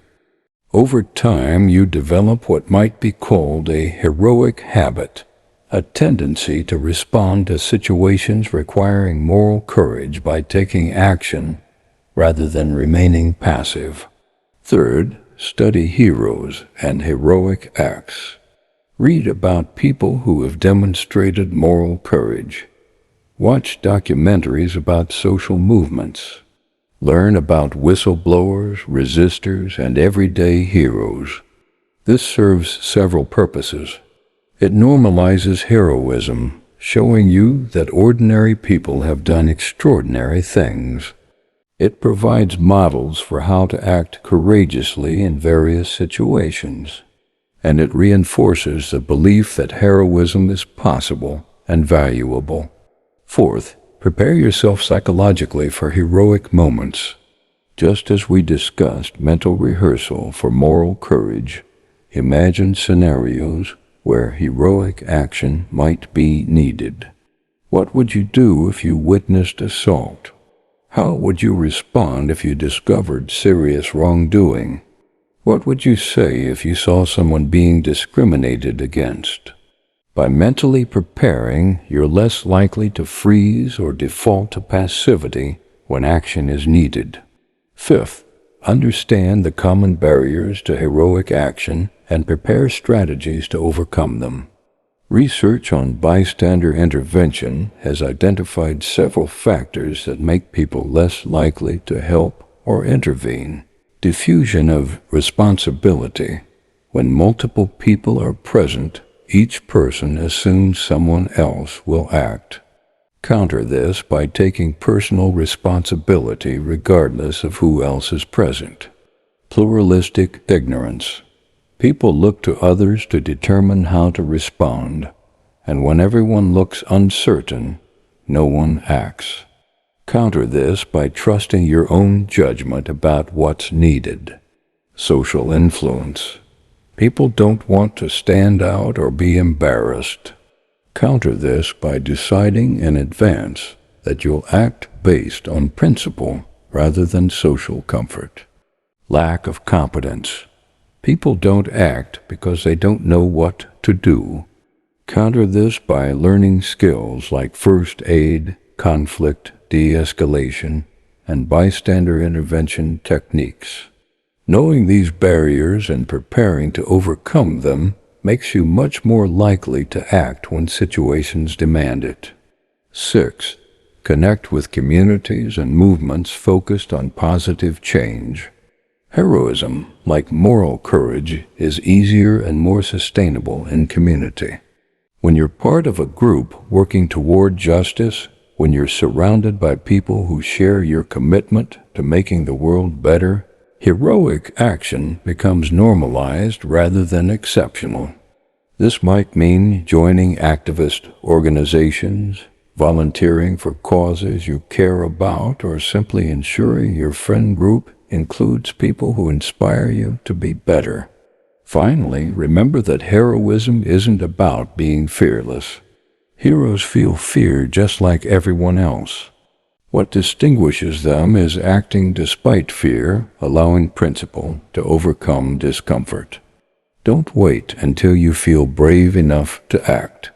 Act even while afraid, and you'll often find that courage comes through action rather than before it. The heroic imagination is about approaching life with the mindset, when situations arise that require moral courage, I will act. I won't remain passive. I won't be a bystander. I'll be someone who steps up. This doesn't mean being reckless or seeking out danger. It means being prepared to act when action is needed, even when it's uncomfortable, even when there's risk, even when it would be easier to do nothing. And here's the beautiful thing.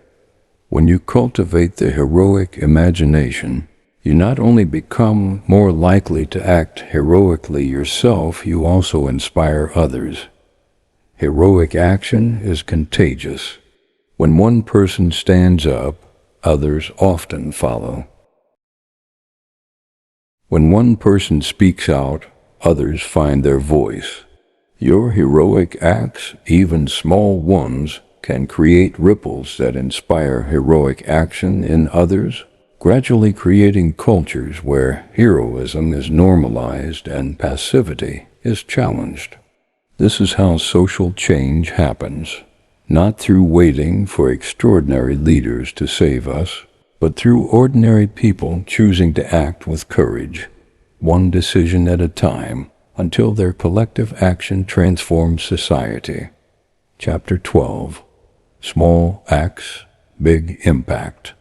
One of the most paralyzing beliefs people hold about creating positive change is the idea that their actions don't matter unless they're dramatic and large-scale. What difference can I possibly make? People ask. I'm just one person. The problems are too big. This belief is understandable, but deeply wrong. It misunderstands how change actually happens and underestimates the power of small, consistent actions. Let's challenge this belief with evidence and examples. First, consider how social norms change. Massive shifts in social norms, from attitudes about smoking to acceptance of different family structures, don't happen because everyone simultaneously decides to change.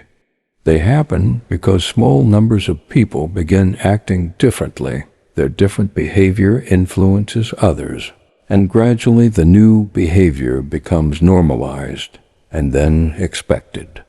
Psychologists call this minority influence. Research shows that even small minorities, when consistent and committed, can shift majority opinion and behavior over time. You don't need everyone to agree with you. You don't even need most people. You need a committed minority willing to consistently model different behavior and values. Think about civil rights movements throughout history. They weren't successful because suddenly everyone woke up and decided discrimination was wrong. They were successful because committed minorities refused to accept unjust norms, consistently challenged them, and gradually influenced others until the moral consensus shifted. Your participation in that process matters. Every time you challenge a discriminatory joke, every time you stand up for someone being treated unfairly, every time you model inclusive behavior, you're contributing to shifting norms. You might not see the immediate impact, but you're part of a process that, collectively, changes culture. Second, consider the ripple effect of individual actions. You might think your choices only affect you, but that's not how influence works. Your actions influence those who observe them, who may be influenced to act similarly, who influence others, creating ripples that extend far beyond your immediate sphere. Think about it this way. If you demonstrate courage in standing up for what's right, you might inspire someone else to do the same in a different situation. That person might inspire others. The original act you took might ultimately influence dozens or hundreds or thousands of people, even though you never know about most of that impact. Research on social networks has shown that behaviors and attitudes spread through networks much further than we realize. Your decision to act with integrity doesn't just affect you and the immediate situation. It can influence people you don't even know through chains of social influence. This is why seemingly small acts matter. You're not just affecting one situation.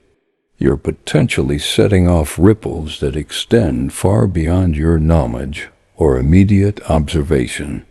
Third, consider what psychologists call the identifiable victim effect, and its flip side, the identifiable beneficiary effect. Research shows that people are much more motivated to help identifiable individuals than abstract groups. We'll donate more to help one named child than to a general fund for thousands of children. This isn't necessarily rational, but it's how human psychology works. Here's the key insight. The reverse is also true. When you help specific individuals, even in small ways, those actions are deeply meaningful to those individuals, even if they don't solve systemic problems.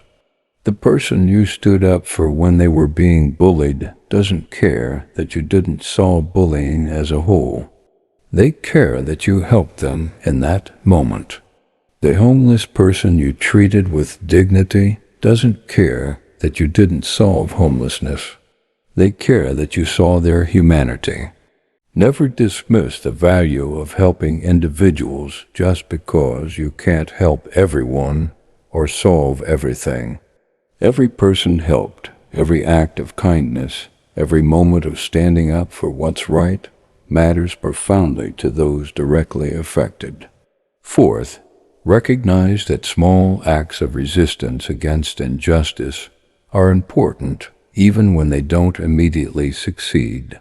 When you speak up against wrongdoing, even if you don't stop it in that moment, you've accomplished something important.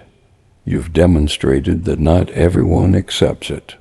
You've made it less total, less normalized, less comfortable for perpetrators. You've planted seeds of doubt. You've preserved your own integrity and modeled it for others. History is full of examples of people who resisted injustice even when their resistance seemed futile in the moment, but whose resistance ultimately contributed to change. Some kept records that later became evidence. Some inspired others who joined movements that eventually succeeded. Some at least made the injustice less total, less complete, saving even a few people from harm. Your resistance matters even when you can't see its full impact. Fifth, understand that you're fighting not just for external change, but for your own character. Every choice you make to act with integrity, even in small ways, shapes who you become. Every time you choose courage over comfort, you're becoming a more courageous person. Every time you choose compassion over indifference, you're becoming a more compassionate person. You're either practicing virtue or practicing vice. You're either becoming someone you'd be proud to be or someone you might later regret becoming. The stakes of your small daily choices aren't small at all. They're determining who you are. Finally, remember that large-scale change is always built from small-scale actions aggregated over time. Every movement, every transformation, every improvement in human civilization came from individuals making choices and taking actions that, viewed individually, might have seemed insignificant. The civil rights movement wasn't just the famous march and speeches. It was thousands of small acts of courage. The parents who enrolled their children in previously segregated schools despite threats. The workers who refused to sit in segregated areas despite consequences. The ordinary citizens who participated in boycotts despite inconvenience. Women's suffrage wasn't achieved through a few dramatic moments. It was built on decades of women and male allies organizing, petitioning, protesting, writing, speaking, and refusing to accept their disenfranchisement. Environmental protection didn't emerge from nothing. It was built by individuals making consumer choices, activists organizing, scientists documenting, and citizens demanding change. Your participation in these processes matters. Your consumer choices, your words, your votes, your presence at protests, your financial support of causes, your conversations with friends and family, your willingness to be inconvenienced for principle. All of these contribute to collective change. Don't fall into the trap of believing that if you can't do everything, there's no point in doing anything. Do what you can, where you are, with what you have. That's not just a platitude.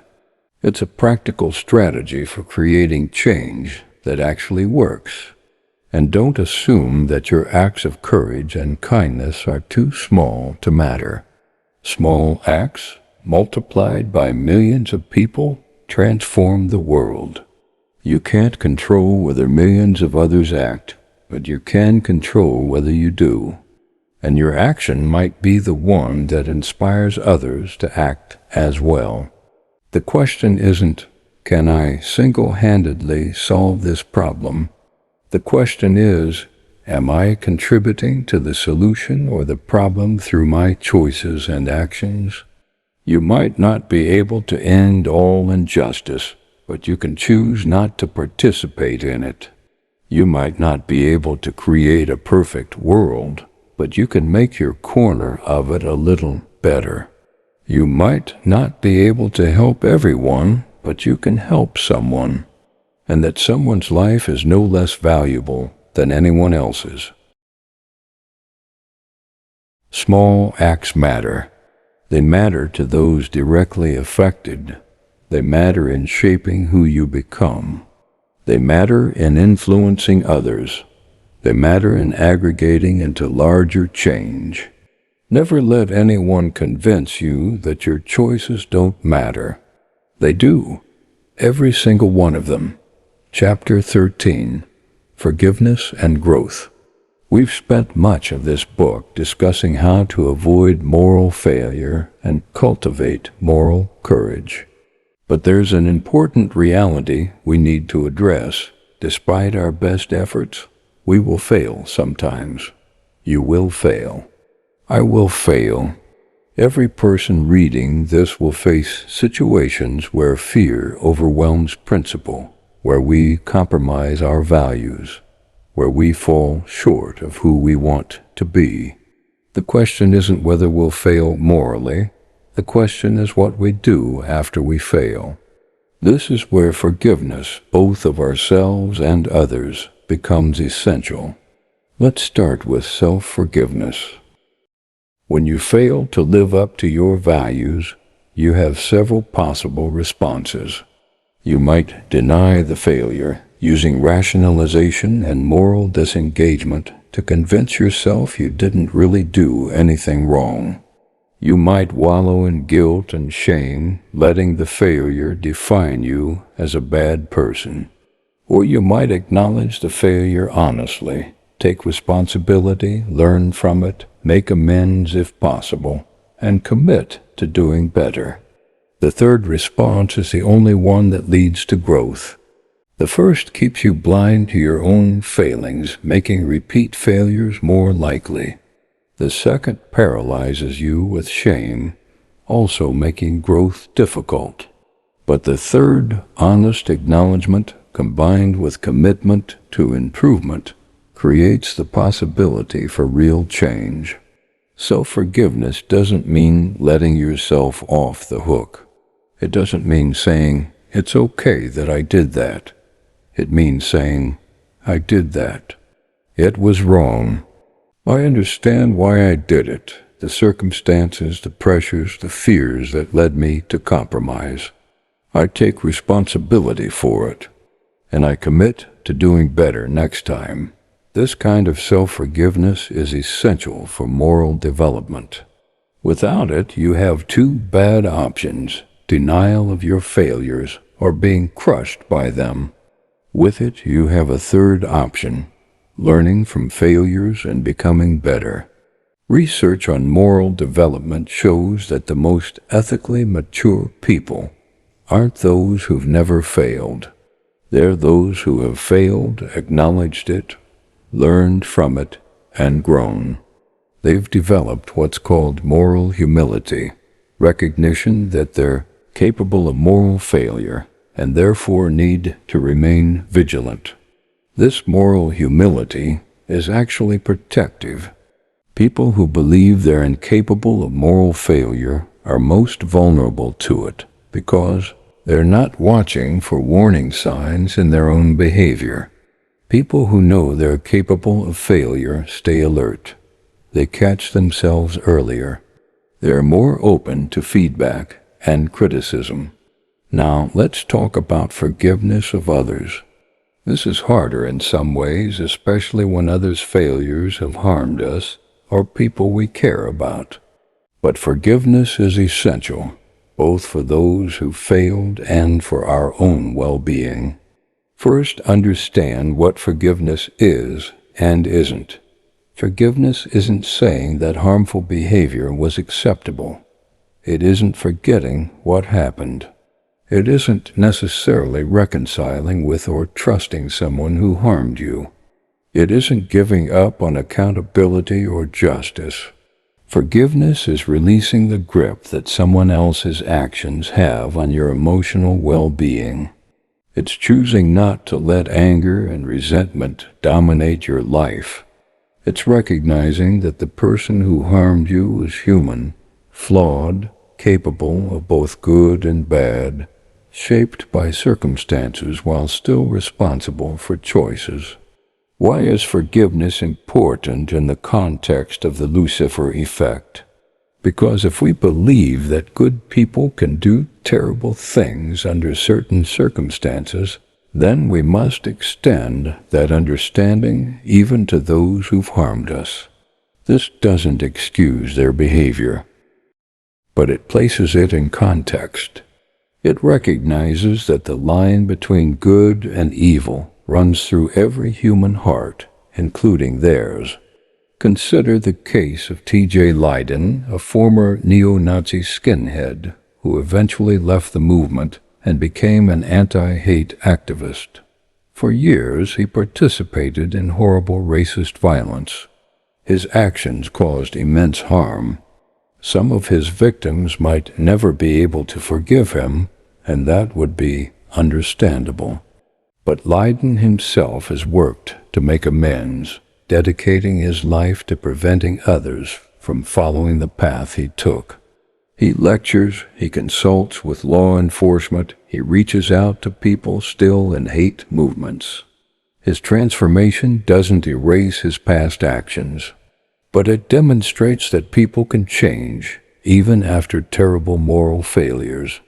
If we believe change is impossible, if we believe that anyone who does terrible things is irredeemable, we remove the incentive for people to change. We also ignore the evidence that people do change. Think about your own life. Are you exactly the same person you were 10 years ago? Have you learned nothing? Made no moral progress? Likely you've grown in various ways. You've become more mature, more thoughtful, more ethical in various dimensions. If you're capable of growth, so are others. This doesn't mean naively trusting people who've demonstrated untrustworthiness. It doesn't mean putting yourself in danger from people who've shown themselves dangerous. It means remaining open to the possibility of genuine change while still being appropriately cautious. It also means recognizing that holding on to anger and resentment harms you. Research on forgiveness consistently shows that people who forgive in the sense of releasing anger, not necessarily reconciling, report better mental health, lower stress, better relationships, and even better physical health. Unforgiveness is corrosive. It keeps you tied to the past, to the person who harmed you, to the anger and pain. Forgiveness frees you. This applies to both personal harms and to larger historical and social harms. Communities and nations struggling with legacies of violence and injustice face this challenge: how to acknowledge terrible wrongs while also moving forward. South Africa's Truth and Reconciliation Commission after Apartheid was one attempt to balance accountability with forgiveness and healing. Not everyone agrees it succeeded, but it represented a recognition that pure punishment without any path to forgiveness and reconciliation might perpetuate rather than heal trauma. This is delicate territory. Victims of serious harms are under no obligation to forgive. Forgiveness can't be demanded or rushed. And forgiveness never means forgetting or failing to hold people accountable. But for those able to reach forgiveness, It offers a path forward that pure anger doesn't provide. In your own life, this might mean forgiving family members who failed you while still maintaining appropriate boundaries. Forgiving friends who betrayed your trust while being more cautious about trusting them in the future. Forgiving yourself for past failures while committing to do better. Forgiving people who've hurt you even if they never apologize, because your well-being doesn't need to depend on their acknowledgement. The ability to forgive both yourself and others is part of resisting the Lucifer Effect. It recognizes that moral failure is human, that circumstances matter, that people can change. It creates space for growth rather than trapping people in their worst moments. But forgiveness must be balanced with accountability. This is the tension we must navigate, holding people responsible for harmful actions while recognizing the circumstances that influenced those actions. Maintaining consequences for wrongdoing while remaining open to the possibility of redemption. Protecting ourselves and others from harm while not dehumanizing those who've caused harm. This balance isn't easy. There are no simple formulas, but wrestling with these tensions is part of what it means to take the Lucifer Effect seriously, to recognize that good people do bad things, that we must resist these tendencies while also extending grace to those who fail, including ourselves. Conclusion: the choice is yours. We've journeyed together through some of the darkest and most uncomfortable territory in human psychology. We've examined how ordinary people can commit extraordinary evil. We've explored the mechanisms that corrupt good people: authority, dehumanization, social roles, moral disengagement, and the gradual slide down slippery slopes. We've looked at historical atrocities and psychological experiments that reveal disturbing truths about human nature. But we've also explored hope, the possibility of moral courage, the power of the heroic imagination, the impact of small acts, and the path of forgiveness and growth. So where does this leave us? What's the ultimate takeaway from understanding the dark side of good people? Here's the truth that should both humble and empower you. You are capable of both terrible evil and extraordinary good. The same psychological and social forces that can lead you to harm can also lead you to help. The same human nature that makes genocide possible also makes heroic resistance possible. The capacity for darkness and the capacity for light exist within you simultaneously. This isn't a comfortable truth.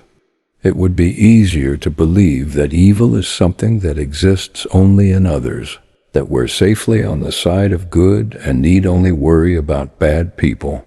But that belief is dangerous. It makes us blind to our own potential for harm. It makes us vulnerable to the very forces we think only affect others. The line between good and evil doesn't run between groups of people. It runs through every human heart. This was the insight of Alexander Solzhenitsyn, who survived the Soviet Gulag and wrote, "If only it were all so simple.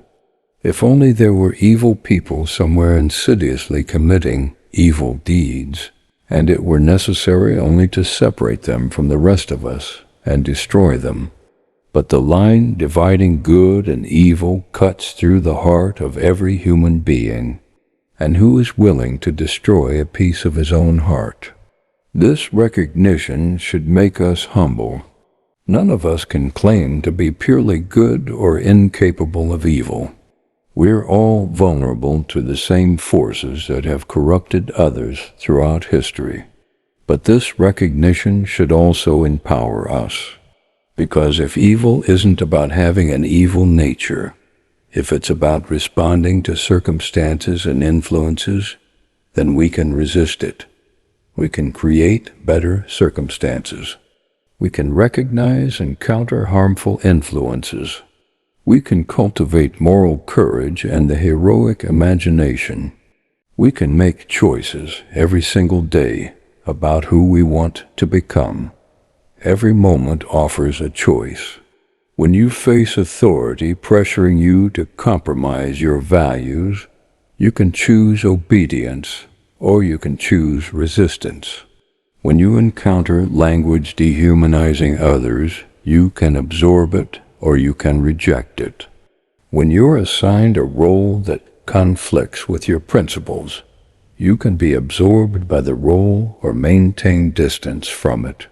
When you notice yourself using moral disengagement, you can continue or you can pause and reflect. When you witness wrongdoing, you can remain passive or you can act with moral courage. These aren't easy choices. There will be consequences for choosing the harder right over the easier wrong. You will face pressure, criticism, perhaps real costs. But here's what you gain. You get to live with integrity. You get to look in the mirror and respect the person you see. You get to become someone others can trust and look up to. You get to contribute to making the world a little better rather than a little worse. You get to sleep at night knowing you're on the right side of that line running through your heart. These aren't small rewards. In fact, they might be the most important rewards life offers. The alternative, compromising your values for comfort, convenience, or conformity, might seem easier in the moment. But it erodes your character. It creates a distance between who you are and who you want to be. It contributes to the very systems and norms that enable harm. And ultimately, it's a form of self-betrayal that's hard to come back from. I want to be clear about something. Living with integrity doesn't make you perfect. You will still fail sometimes. You will make choices you regret. You will fall short of your own ideals. That's part of being human.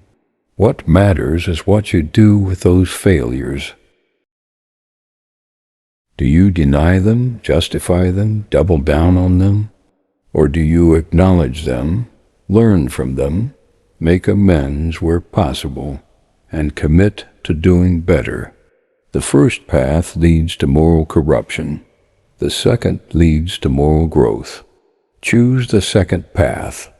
Always choose the second path. Now, I want you to imagine two futures.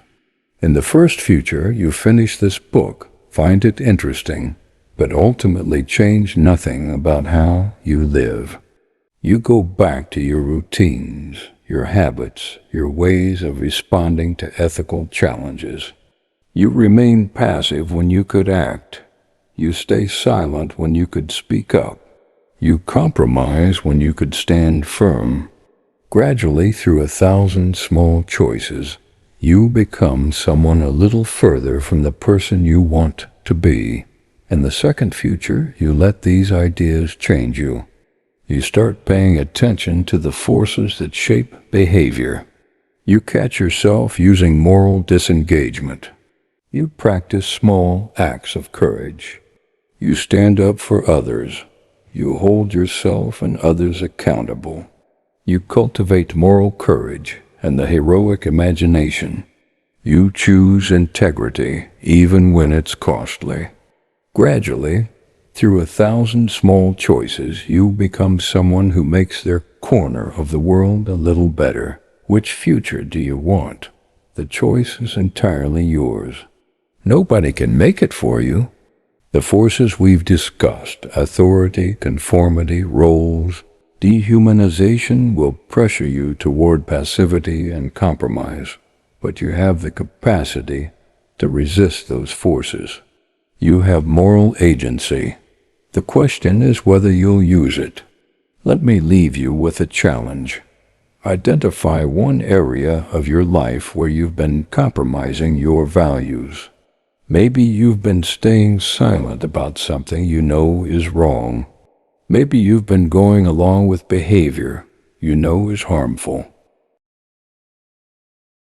Maybe you've been treating someone in a way you wouldn't want to be treated. Whatever it is, commit to changing it. Make one choice differently. Take one action you've been avoiding. Say one thing you've been afraid to say, and then notice what happens. You might face resistance.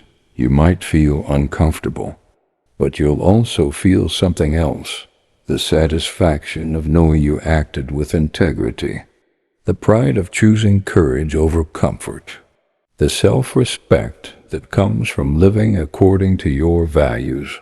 That feeling is worth cultivating. Build on it. Let that one act of courage be the first of many. Let it start you down a path of becoming someone who, when facing situations that bring out the dark side in others, brings out their best instead. Because that's what this is ultimately about. Not just resisting your own capacity for darkness, but bringing light. Not just avoiding harm, but doing good. Not just protecting yourself from corruption, but inspiring others toward courage. You have more power than you probably realize. Your choices matter. Your actions ripple outward, influencing others. Your courage can inspire courage in people you might never meet. Your integrity can help create cultures where integrity is valued and rewarded.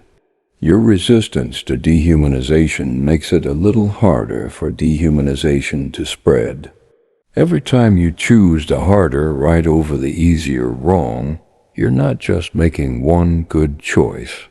You're practicing virtue, building character, and contributing to a world that desperately needs people willing to stand up for what's right. The dark side of good people is real. The forces that can corrupt us are powerful, but they're not irresistible. Understanding them is the first step toward resisting them. And resisting them is how we create a world where the best of human nature flourishes rather than the worst. So what's your choice going to be? When you close this book and return to your life, will you be changed by what you've learned? When you face your next ethical challenge, will you have the courage to choose integrity? When you see others being harmed or dehumanized, will you speak up?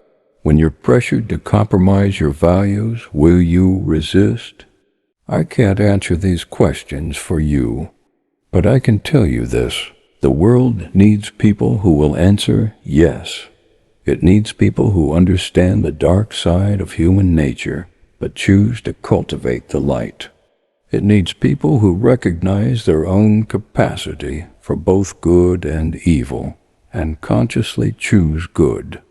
It needs people like you, choosing courage over comfort, integrity over convenience, action over passivity. Be that person.